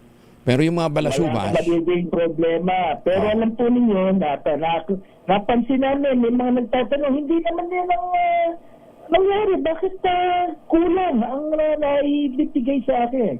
Unang katanungan. Pag yan po nakita po ninyo, paningin ninyo, yung authorized agency officer po ninyo. Ayan yung, sino itong mga to? Ito yung nagsisigurado na mayroon pang natitirang sweldo. Kadalasan, ito ay nasa mga Human Resources Department na kanya-kanyang sariling ahensya. Sinisigurado nila may natitirang 5,000 pa sa account o sa kanilang sweldo. Kasi nasa batas yan, partner. Hindi ka pwede umutang na walang beyond you. Nagkakaroon ng pagkakataon, hindi naman na-i-remit sa GSIS agad. So, nade-deduct ang miyembro, hindi nare-remit sa GSIS. Kaya doon nagkakaroon ng choke point. So, inaayos din namin yan para hindi mahirapan ang ating mga kasama. Kaya doon na makikita, kailangan all of government, dapat well-oiled machine. Dapat pag dinidak mo, mag-remit ka kagad. Ang nahihirapan kasi niyan, ang ating mga miyembro.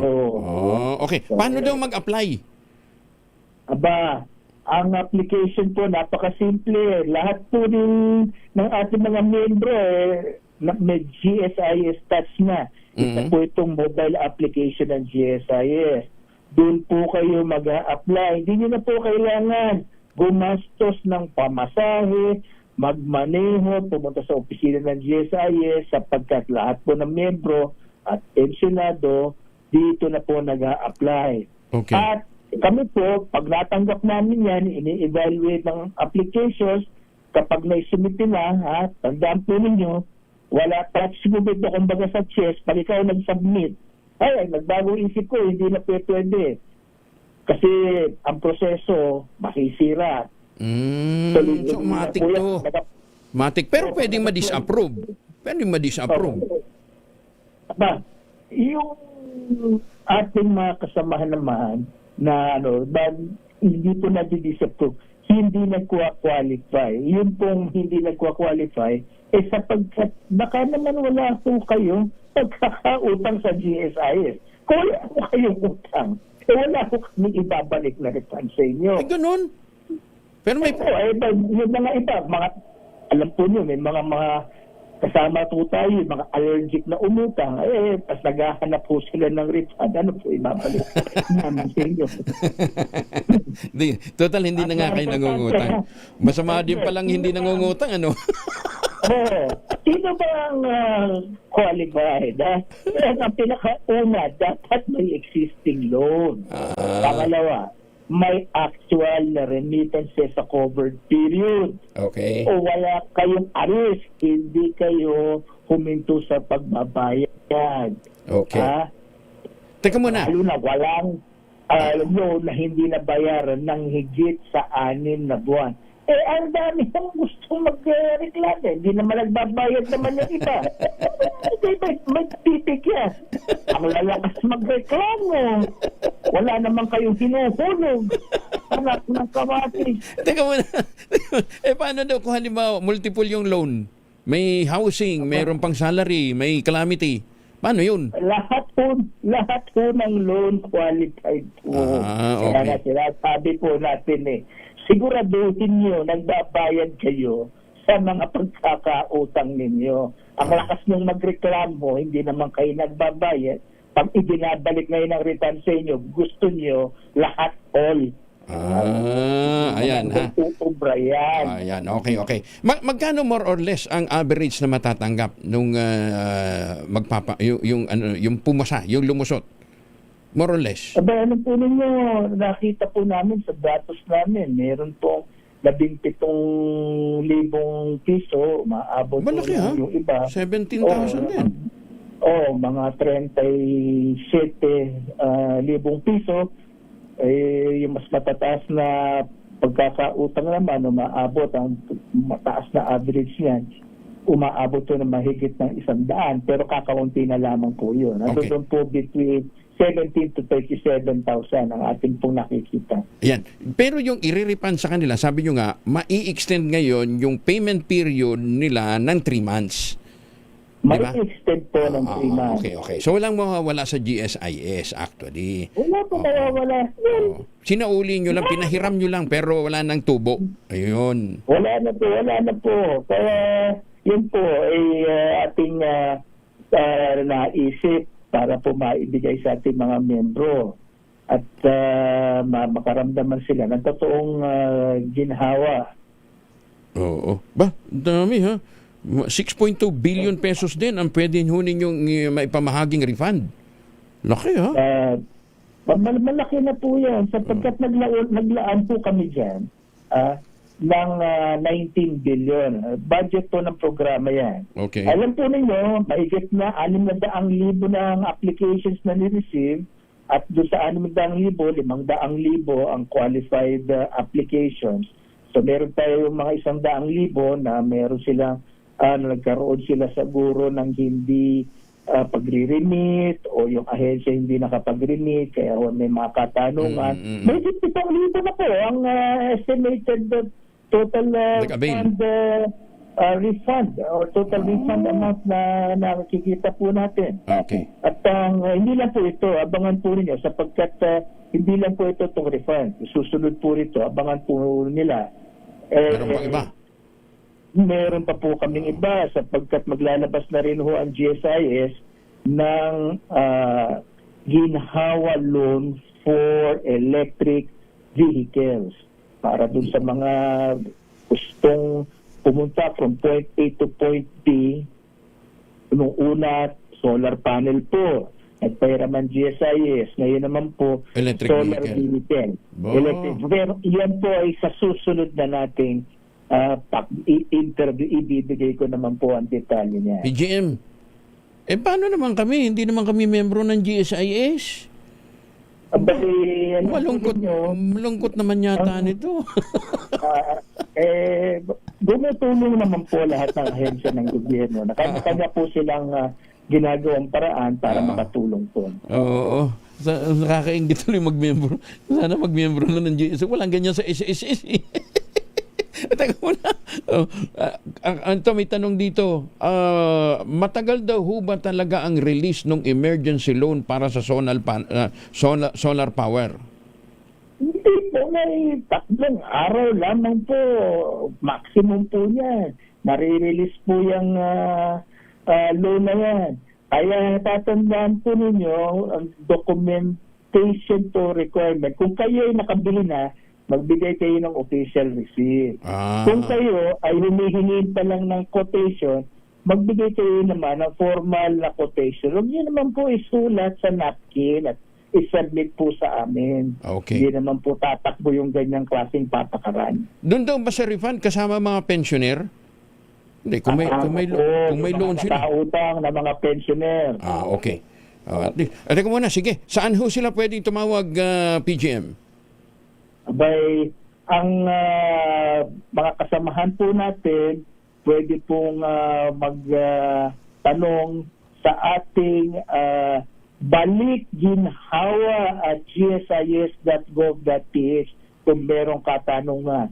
Mas mabilis po dyan sa email. Okay. Sapagkat meron hong nakalaan na taon na nakatutok para lamang po dito sa problemang ito. Yung inyong GTouch po, meron pong paraan yan para kayo makapagbigay ng tanong.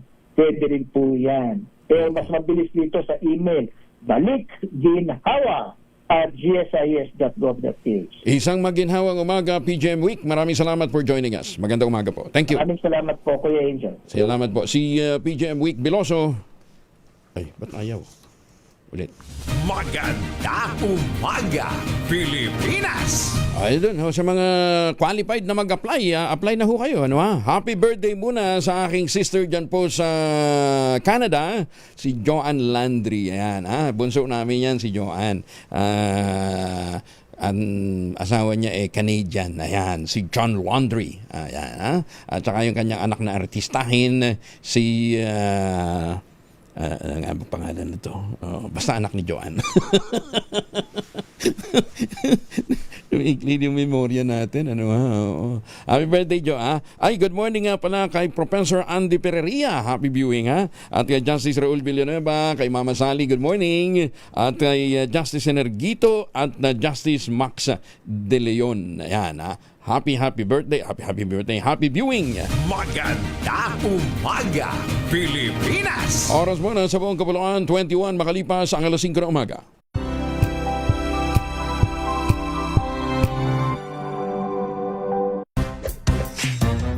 Galing-galing mo Smart dishwashing paste ko Pritong ulam na masebo Plato o kaldero Tanggaling for everyday. Ganyan pag smart ang dishwashing paste. May double tanggaling formula. Tanggal ang sebo, tanggal ang bakterya. Pahit para walang bahid Linis fantastic sa metal at plastic Number 1 ko to Tanggaling-galing mo Smart dishwashing paste ACS. Sa lahat ng bagay, simula pa lang, siguraduhing max protection na. Kasi pag kulang ang proteksyon, baka madaling masira. Sa ngipin, dapat may max protection din. Max Alaga ng Unique Toothpaste. With Max Protect Formula. Help stop cavities before they start. While keeping breath fresh. Try Unique Maximum Fluoride Protection. Para Max Alaga, Max Protektado. ACS. Wow, ang saya. Isang barangay na labada, puro mancha pa. Goodbye, pahinga. Mommy, isang laba lang yan sa Pride Bar Blue. May powerful stain-away enzymes na malupit sa dumit mancha. At di masakit sa kamay. Isang laba lang yan. Hello, pahinga. Hello, Pride Bar Blue. ACS.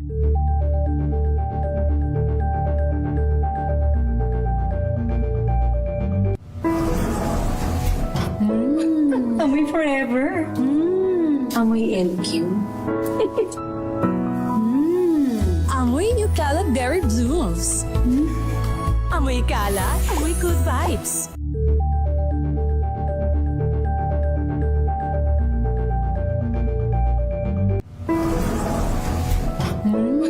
Amoy forever. Amoy LQ.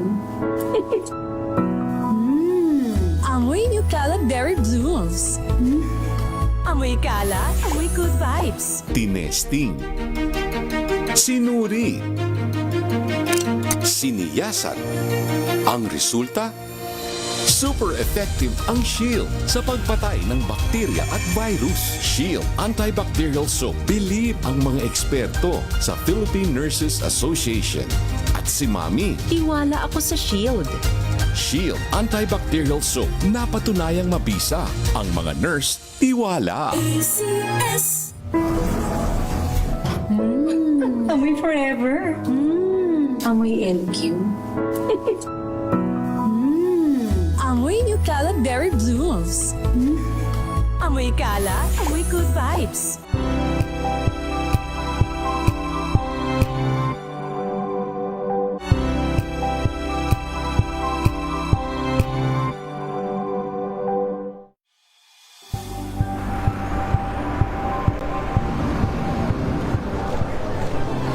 Ating mga eksperto. Dito lang sa Expert Opinion.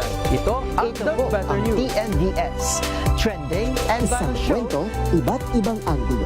Dito sa Point. Bawat pananagutan ating tatalakayin dito sa Hoy. Bawal yan. Pilipino, dito lang sa News happening sa trend, matchable entertainment and lifestyle. Ito ang MBC TV Network News. Una sa Pilipinas, una sa Pilipino.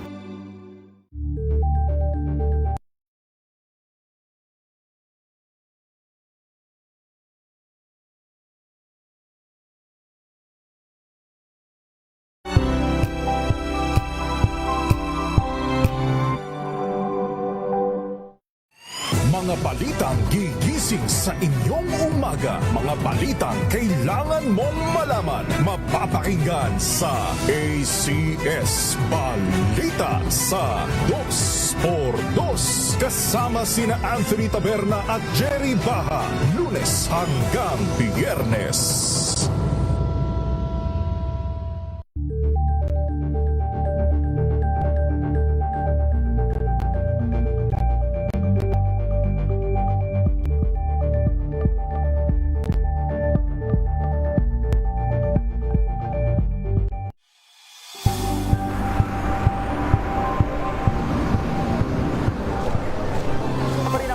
eksperto. Dito lang sa Expert Opinion. Ito ang The Better Ang News. TNVS. Trending and Isang kwento, iba't ibang anggulo. Dito sa Point of View. Bawat pananagutan ating tatalakayin dito sa Hoy. Bawal yan. Filipino, dito lang sa Deezer, Matchable Entertainment and Lifestyle. Ito ang NBC TV Network News. Una sa Pilipinas, una sa Pilipino.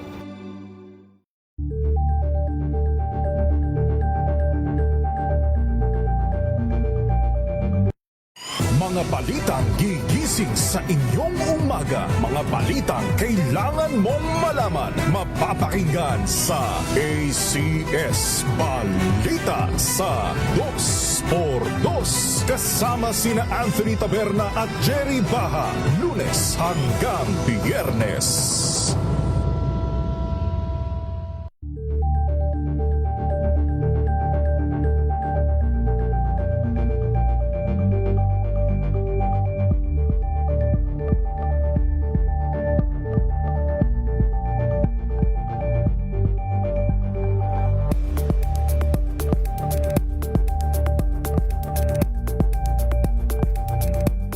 We've got you covered.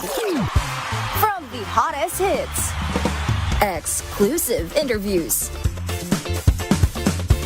kilig to the bones fan meet experience, and hataw performances of your favorite stars. Saturdays, 12 noon, dito lang sa DZRH TV.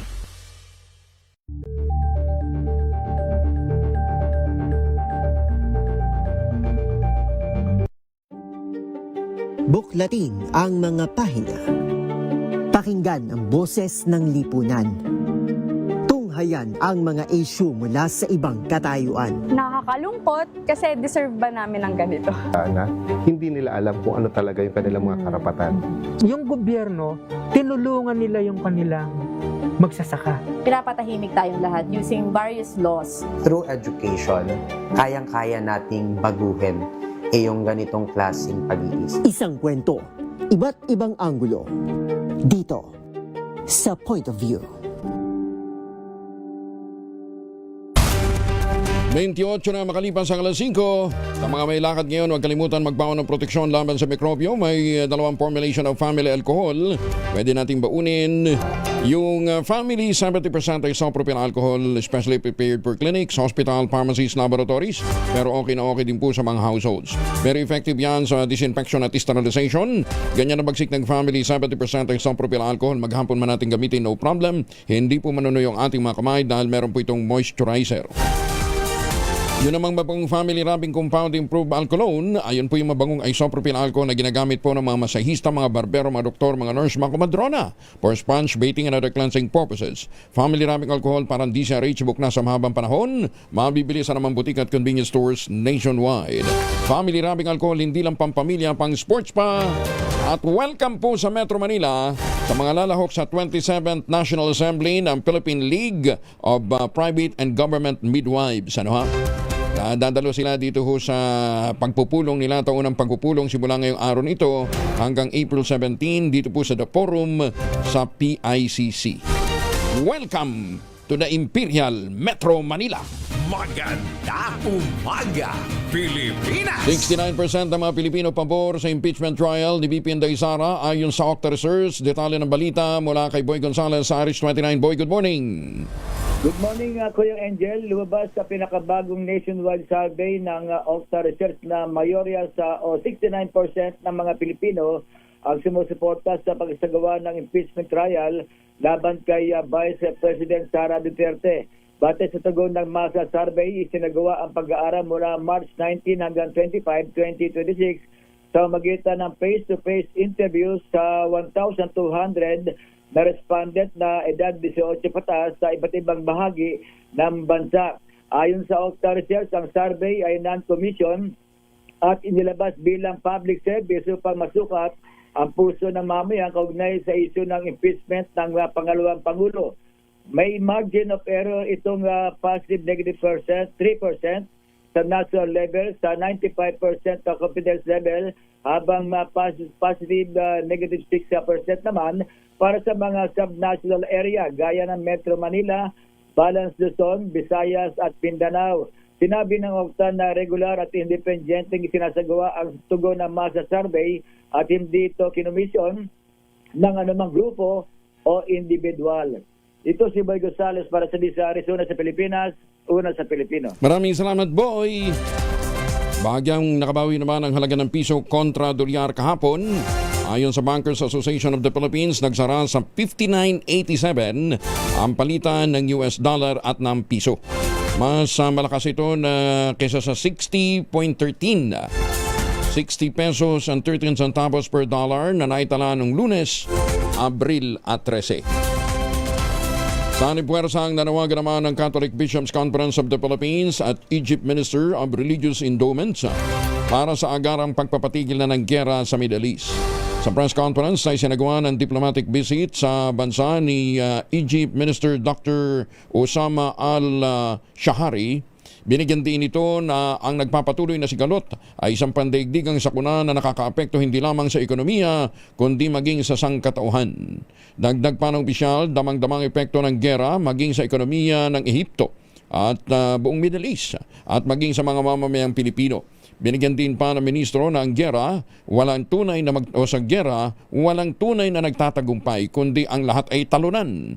Bilang pagsuporta, tiniyak naman ni CBCP President Archbishop Gilbert Garcera na kaisa ng Simbahang Katolika ng Pilipinas ang panawagan ng Ehipto at ng Vatican para sa pandaigdigang kapayapaan. Bagong balita, bagong impormasyon, kasama si Kuya Angelo Palmones. Magandang umaga, Pilipinas! Sa mga pabalik na ng Pilipinas, huwag natin kalimutan, huwag nang magpasalubong na imported na tsokolate. Meron po tayong tangerine chocolate. Yan po ay brand ng mga magdaniog ng mga magsasaka dito po sa lalawigan ng Quezon. Sa tulong nga po ni Dr. Helen Tan, yung pong mga planting material ng kakao galing Davao, hinakot po yan para maitanim dyan ho sa Quezon. Kaya ngayon, nagpuproduce na ho sila ng dekalidad na kakao beans, pinaprocess para maging tangerine chocolate. I-check po ninyo sa 0919-095-5935. 0919-095935 para ho sa inyong mga orders yan. May mahigit 10 variants na available ng mga raw material ay galing din po sa ani ng mga magsasaka. I-check naman ho ninyo sa tangerinechocolate.ph. Pwede nyo kayo mag-place ng order doon. Sabi nga po ni Dr. Helen Tan, sino bang magmamalasakit sa Pilipino kundi ang kapwa Pilipino? Kaya sa bawat bilhin ho natin ng tangerine chocolate, pinalalakas natin ang loob ng ating mga magsasaka. Pinalalakas natin ang ating lokal na ekonomiya. Tangerine chocolate 100% gawang atin. Sana nga po ay ating tangkilikin. Magandang umaga, Pilipinas! Extended ang filing ng income tax return. Hindi ho deadline ngayong araw, kundi May 15. Pinalawig nga po ng Pangulo para daw po makapagbayad ho tayo ng maayos ng ating mga buwis para may pampondo ang gobyerno sa mga ayuda. Na-turnover na ng Independent Commission for Infrastructure sa Office of the Ombudsman ang mga isinukong luxury cars ng dating Public Works Assistant Engineer na si Bryce Hernandez. Kabilang dito ang 12 million peso na GMC Yukon Denali at Lamborghini na nagkakahalaga ng 30 million pesos hanggang 40 million pesos na parehong pinaandar patungo sa tanggapan ng Ombudsman. Gumagana. Ayon kay ICI Executive Director Attorney Brian Husaka, Ombudsman na magpapasya hinggil sa susunod na prosesong gagawin sa naturang luxury cars na maaari niyang mapabilang sa restitution. Clarify that also that this is also in connection with the turnover of all documents, records, and evidence which the ICI has gathered during the course of its investigation pursuant to EO 94. Alam naman ninyo that last March 13, 2026, a month ago, nag-turn over ng mga documents ang ICI to the Office of the Ombudsman at the same time to the Department of Justice. It's up to them already. This will probably aid them in their investigation or probably yung kanilang initiatives for restitution. Maganda umaga din ho sa mga taga-PICAB. Yung Philippine Contractors Accreditation Board. Hindi po Philippine Contractors Abusers Board. aksyonan nyo na ho yung mga petisyon ng lifting ng lisensya. Ano ba bang hinihintay nyo? Nakapag-comply na ho pala yung mga kontraktor doon sa inyong mga hinihinging mga documentation. Ngayon, kung talagang kulang ho yung documentation, di kunin ho ninyo sa file. Simpleng-simple lamang ho naman yun. Nasa file naman ho ninyo yan. Kayo naman na nag-approve para ho sa kanilang lisensya, sa kanilang upgrading. Di ba? Bakit kinakailangan pahirapan pa ho ninyo? Di ba? Maliban lamang kung may hinihintay. Yan. Anong hinihintay nyo? Lalo mag-rally pa yung mga yung mga manggagawa na hindi pa rin napapasweldo, hindi pa rin nakakabalik trabaho dahil nga sinuspinde yung lisensya nito pong ilang mga kontraktor. Sabi na nga po ng DPWH, Secretary Vince Dizon mismo na biktima sila ng maling coordinate na ibinigay din naman ng DPWH, mga dating opisyal ng DPWH. O kaya ayun, puntahan, walang makitang project. Nung walang makitang project, anong ginawa? Sinuspinde yung kanilang mga lisensya kahit na meron naman palang na kompletong proyekto. So ngayon, ayun, tapos na yung investigasyon ng ICI. Bakit ayaw pa rin ninyong ibalik yung kanilang mga lisensya? Bakit ayaw pa rin ninyong i-lift yung kanilang suspension? Bakit? Magkano? Ayan, Hindi, magkano na ang nalulugi o nawawala sa ating pong ekonomiya? Kasi siyempre, walang lisensya. Paano sila makakapag-bid? O paano sila makakapag-contribute doon po sa nation building? Pikab! Huwag naman kayong tutulog-tulog. Magandang umaga, Pilipinas! 37 makalipas ang alas 5.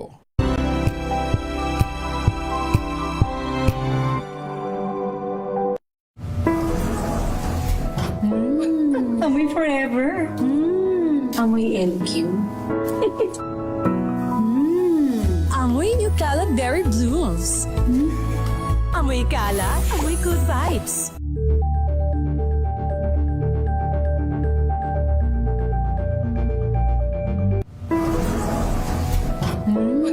Amoy forever. Amoy LQ. Amoy New Cala Berry Blooms. Amoy Cala, amoy good vibes.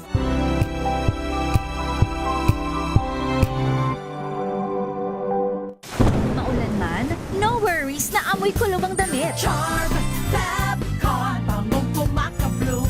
Tanggal amoy kulob sa bango ng Charm. Kaya gamit ko, Charm Fab Con with Bloom Fresh technology. Kills 99.9% of kulob-causing bacteria. May aroma burst pa of thousands of flowers and berries. Ang sampay sa loob, no amoy kulob. Bangong kumaka-bloom sa Charm. Charm Fab Con. ACS.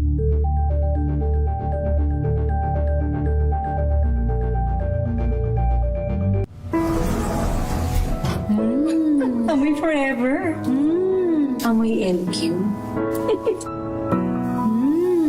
Amoy New Cala Berry Blooms. Amoy Cala, amoy good vibes.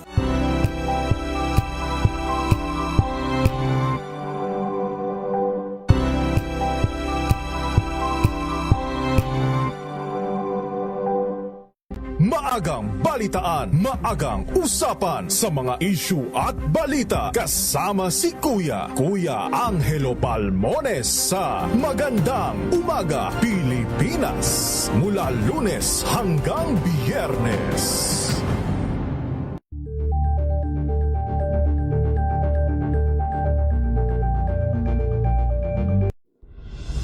Tuloy-tuloy ang pagtulong, tuloy-tuloy ang pagseserbisyo at tuloy-tuloy ang balitaan kasama si May Binauhan sa Operation Tulong mula Lunes hanggang Biyernes.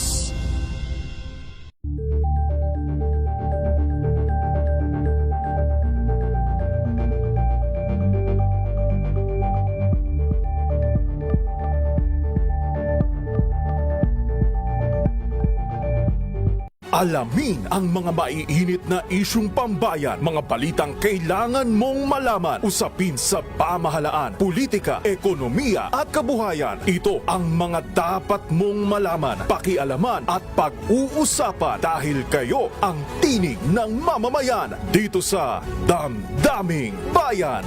Live sa DZRH Radio, DZRH TV at DZRH Digital. Kasama sina Lakay, Deo Makalma at Elaine Apit. Araw-araw, Lunes hanggang Biyernes. Damdaming Bayan.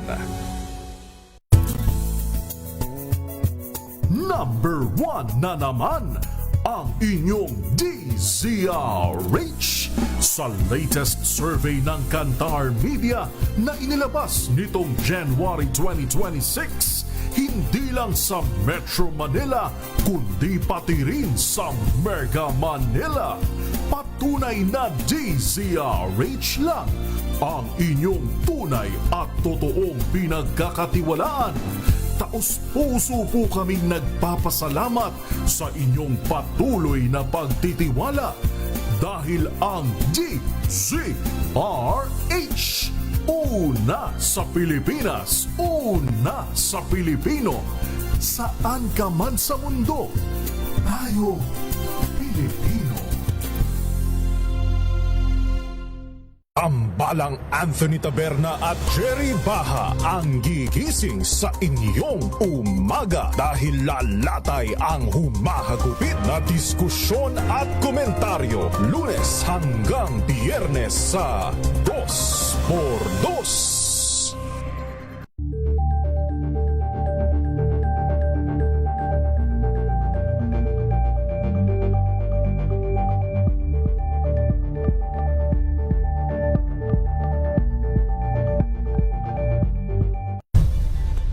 Nagsimula sa pangarap hanggang sa maabot ang tagumpay.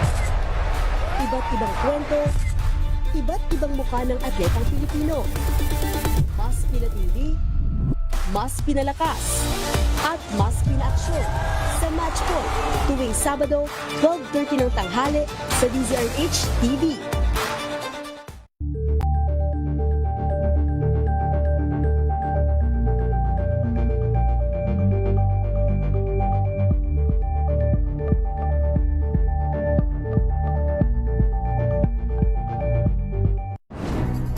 Good vibes ang hanap mo? Dito ka na sa sigurado! Mula sa mga istoryang nagbibigay ng inspirasyon hanggang sa mga kwentong may dalang solusyon. Mga balitang pampagaan, pakiramdam at pampaganda ng araw. Hindi lang ba sa good news, kundi the better news.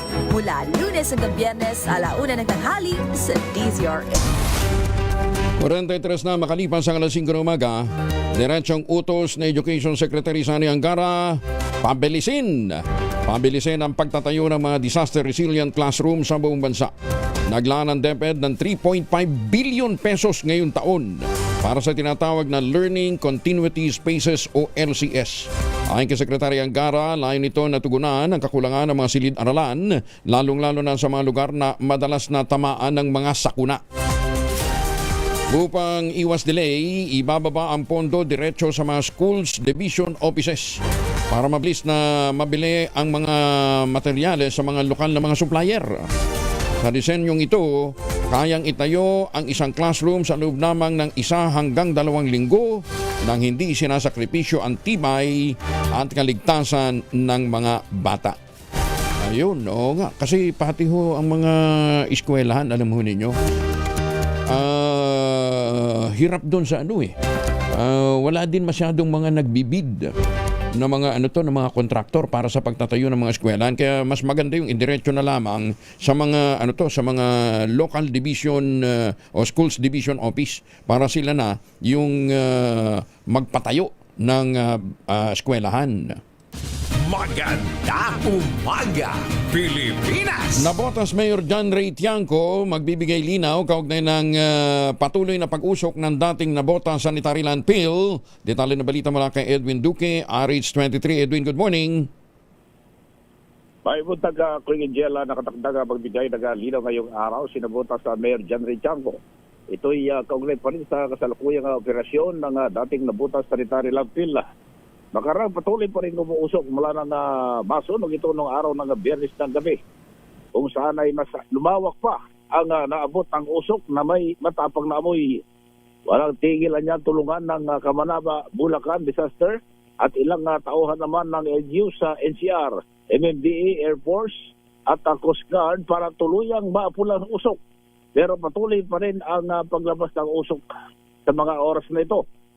Una nang sinabi ni Mayor John Richango na matapos ang personal itong pagtungo sa lugar kahapon na nasa ilalim mo ng sanitary landfill ang nasusunog na pinagmumula naman ng usok, kaya ang pagtabon na lamang ng lupa o buhangin ang natatanging nakitang solusyon para hindi ito magkaroon ng oxygen sa ilalim ng malabunduking basura. RS23 at Wento kinagulat sa DCRH, una sa Pilipinas. Maraming salamat, Edwin. Kaya dapat siguro doon sa mga anong tawag dito, sa lalim nun, hindi naman kasi kayang mga puksain basta-basta eh. Umabot na hanggang Valenzuela yung usok na nalalangap, kaya ang rekomendasyon ho, lalong-lalo na sa mga vulnerable sector, yung mga may hika, may mga lung problem, mag-face mask kayo nang sa gayon hindi nyo malanghap yung pong usok na nanggagaling dyan po sa Nabota Sanitary Landfill. Magandang umaga, Pilipinas! Nananakit na ba inyong kasukasuan, nagkakaringkel, sumihina na bang kalamnan? Epekto ho yan ng ating pagtanda. Ipinakikilala ang Ultaplex, isang health drink mula po sa malumikha ng Ultabio, backed by Japanese technology. Ang Ultaplex ay may 8CG complex, hydrolyzed marine collagen para sa skin at joints, HMB pampalakas ng muscles, glucosa green para naman sa ginhawa ng kasukasuan. Available in coffee with stevia at powdered drink mix. Kayang bawiin ang galaw, sigla at ganda with proper diet and exercise. Hanapin lamang pong Ultaplex sa Shopee, Lazada at Ultabio.shop. Ang Ultaplex po ay hindi gamot at hindi dapat gamitin panggamot sa anumang uri ng sakit. If symptoms persist, consult your doctor. Samantala, wala pa rin pasya ang Pangulong Bongbong Marcos hinggil sa suspensyon ng excise tax sa diesel at gasolina. Ay kay Finance Undersecretary Carlo Fermin Adriano, minomonitor pa ng Development Budget Coordinating Committee ang sitwasyon para malaman kung tatanggalin ba o hindi ang buwis. Sinabi ni Adriano, aabot sa 43.6 billion pesos ang mawawalang kita sa gobyerno kung aalisin ang excise tax sa diesel at gasolina. Samantala, sakali naman anyang magtagalang suspensyon sa tax ng LPG at kerosene, nasa 4.1 billion din ang mawawala sa kinikita ng pamahalaan. Pagdidiin pa ni Adriano sa ngayon, nais nilang unahin ang targeted subsidy para sa mga lubhang apektado ng krisis. Sabi namin, ang direction po ngayon is targeted subsidies. So gusto po namin unahin munang tulungan yung mga nangangailangan po talaga. At tulad nga po ng sinabi ko kanina, for example nga po yung diesel, based sa FIES data, 85% of the consumption of diesel is coming from the 3 richest decile. So yun po, targeted subsidies po ang ating ginagawa. Dinipensahan naman ng mga economic manager ng pamahalaan ang desisyon na huwag isama ang diesel at gasolina sa suspensyon ng excise tax sa gitna ng patuloy na pagtaas ng presyo ng langis. Ayon kay Finance Undersecretary Carlo Adriano, maliit lamang na bahagi ng excise tax sa kabuuan ng presyo ng diesel na nasa humigit kumulang 6 na piso sa kada litro kumpara sa presyong umaabot ng 100 piso kada litro. Sa halip na suspensyon, ipatutupad ng Development Budget Coordinating Committee ang targeted subsidy nga na 10 pesos sa kada litro para sa mga public utility vehicle drivers sa loob ng 3 buwan. Department of Energy nakipagsanib puwersa naman sa AEP para masiguro ang energy security. Detalye na balita mula kay Giselle Ricaport, RH15. Giselle? Kuyang Angel, Summit puwersa ang Department of Energy at sandatahang lakas ng Pilipinas para masiguro na matatag ang energy security ng Pilipinas. Bahagi nito ang pagpapalakas ng partnership ng DOE at AFP Joint Sustainment Command sa isinagawang Interagency Coordinating Meeting o Coordination Meeting sa Camp General Emilio Aguinaldo. Ayon sa Energy Department, layo nitong pag-ugnayin ng kanilang mga inisyatiba para sa fuel sustainment, energy resilience at infra support critical sa military operation, partikular sa panahon ng krisis at national emergencies. Sa pamamagitan ito ng pagpapalawak ng reliable fuel supply system, pagpapalakas ng logistic at infra resilience at pagsusulong sa integrasyon ng renewable energy solution sa mga pangunahing sektor. Idiniin din ng DOE ang kanilang papel sa pagsuporta sa pambansang depensa at sa humanitarian assistance and disaster response sa pamamagitan ng pagtiyak ng tuloy-tuloy at maaasahang energy access. Ito si Giselle Ricafort para sa Deezer 8 Una sa Pilipinas, una sa Pilipinas. Giselle, ilang araw na ang pasok ng mga taga-DOE? Ay, naputol na linya ni Giselle. 2 days a week pa rin ang pasok ng DOE. Ayun, sana all. Ayan, wag daw muna na kasi marami naman daw, sa excise tax daw kasi mas konti lang ang maaapektuhan. Alam mo ninyo, at least doon pantay-pantay, mayaman, mahirap, di ba? Makikinabang. Sabi ko, doon nga ho sa mga hokus-pokus sa BIR, ilan lang ho nakikinabang Di ba? Ay, sus me. Bakit nga ba tahimik pa rin ang Senado tungkol ho dito sa sa ayaw nilang balikan yung investigasyon sa LOA.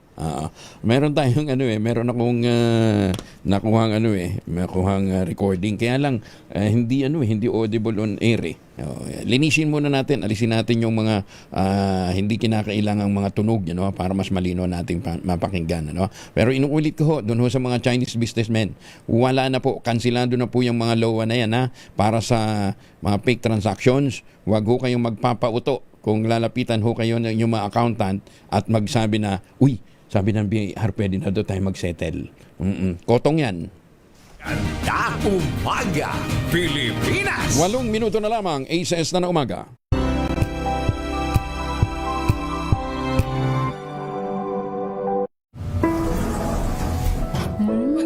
Amoy forever. Amoy LQ. Amoy New Calad Berry Blooms. Amoy kalat, amoy good vibes.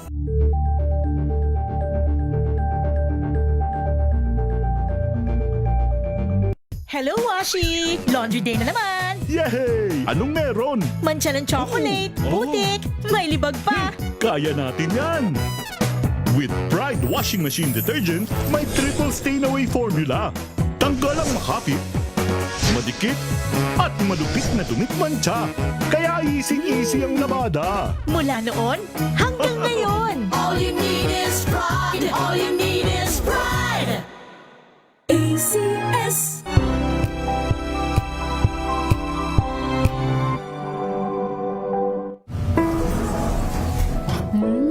Amoy forever. Amoy LQ. Amoy New Calad Berry Blooms. Amoy kalat, amoy good vibes.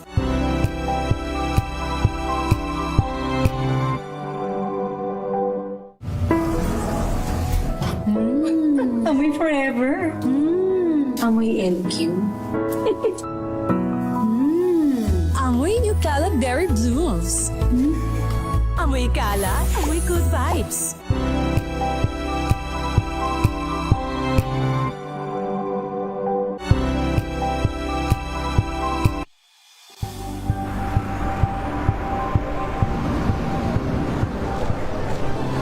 Ating mga eksperto.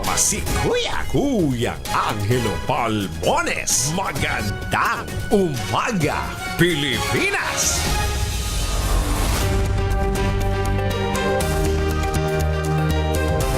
Anim na minuto na lamang bago po mag-ACS sa umaga, nanganganib na maubos ang pondong pang-ayuda ng gobyerno kung tatagal pa ang gera sa gitnang silangan.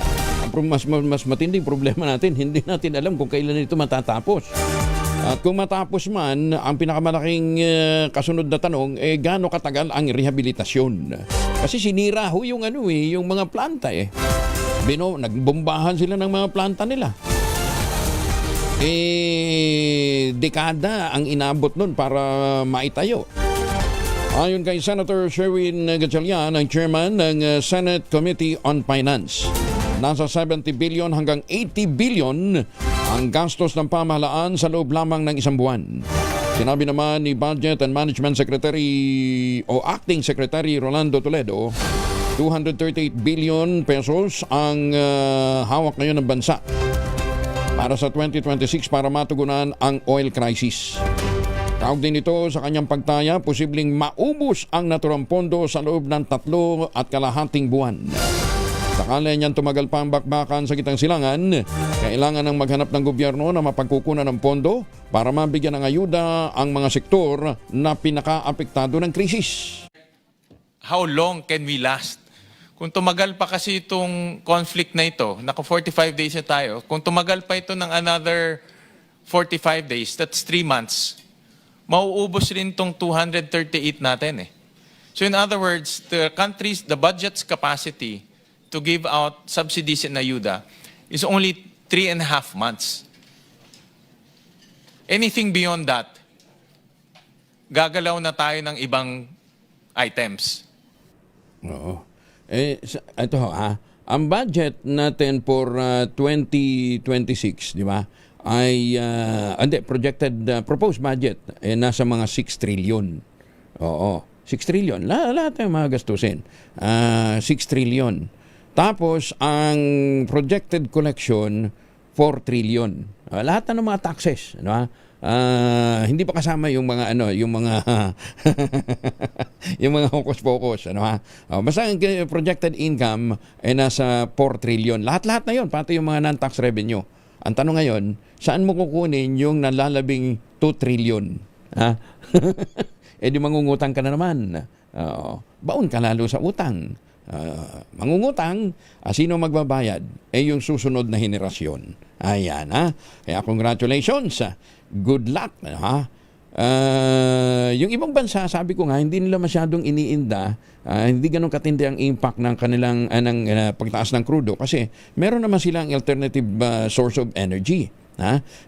Tayo ang inaasahan natin, solar, ayan, pero kukunti lang din sa Mindanao, marami pa rin gumagamit ng geothermal at saka ng hydro. Ayun, pero sa ibang bansa, mas mura ang kanilang kuryente kasi gumagamit sila ng nuclear technology. Ayan, Tayo, yung nuclear program para sa energy, bagamat may naisabatas na mga hakbang para dito, ang nagiging problema hanggang ngayon, wala pang na-appoint. Wala pang na-appoint doon sa tanggapan, doon sa opisina na siya sanang gagawa ng pagpuproseso para sa nuclear program. Ayan, bilis, no? Oo, bilis. Anong long-term solution? Nga. Ganda umaga, Pilipinas! Basta magbayad kayo ng tax nyo. Puro katang-isik lamang umano ang aligasyon ng nagpakilalang dating aide at bagman ni Vice President Sara Duterte na si Ramil Madriaga. Ito naman ang depensa ng kampo ni Vice President Sara Duterte kaugnay na may binunyag ni Madriaga sa House Committee on Justice kung saan napaiyak pa siya habang siya ay nagkikwento. Para kay Attorney Salvador Paulo Panelo Jr., Legal Counsel ni BP Inday Sara, lalo lamang pinatitibay ng mga pahayag ni Madriaga ang depensa ng Vice Presidente. Igit nito na hindi ka panipaniwala ang manoy lihim na term sharing agreement, planong pagpapatalsik at assassination plot laban sa Pangulong Bongbong Marcos. Handa rin na niya silang pambulaanan ang bawat paratang gamit ang ebidensya dahil walang sapat na batayan ang mga ito. Maganda umaga, Pilipinas! Paano po, 1 minuto na lamang, susunod na po ang ACES Balita Tandos por Dos, magtanim ng kawayan para sa kalikasan at kabuhayan. Ang ating quote of the day ngayong araw na ito ay mula po kay Mark Twain. Ang sabi ho ni Mark Twain, "The truth has no defense against a fool determined to believe a lie." Oras sa buong kapuluan, ACES na umaga. Maganda umaga, Pilipinas!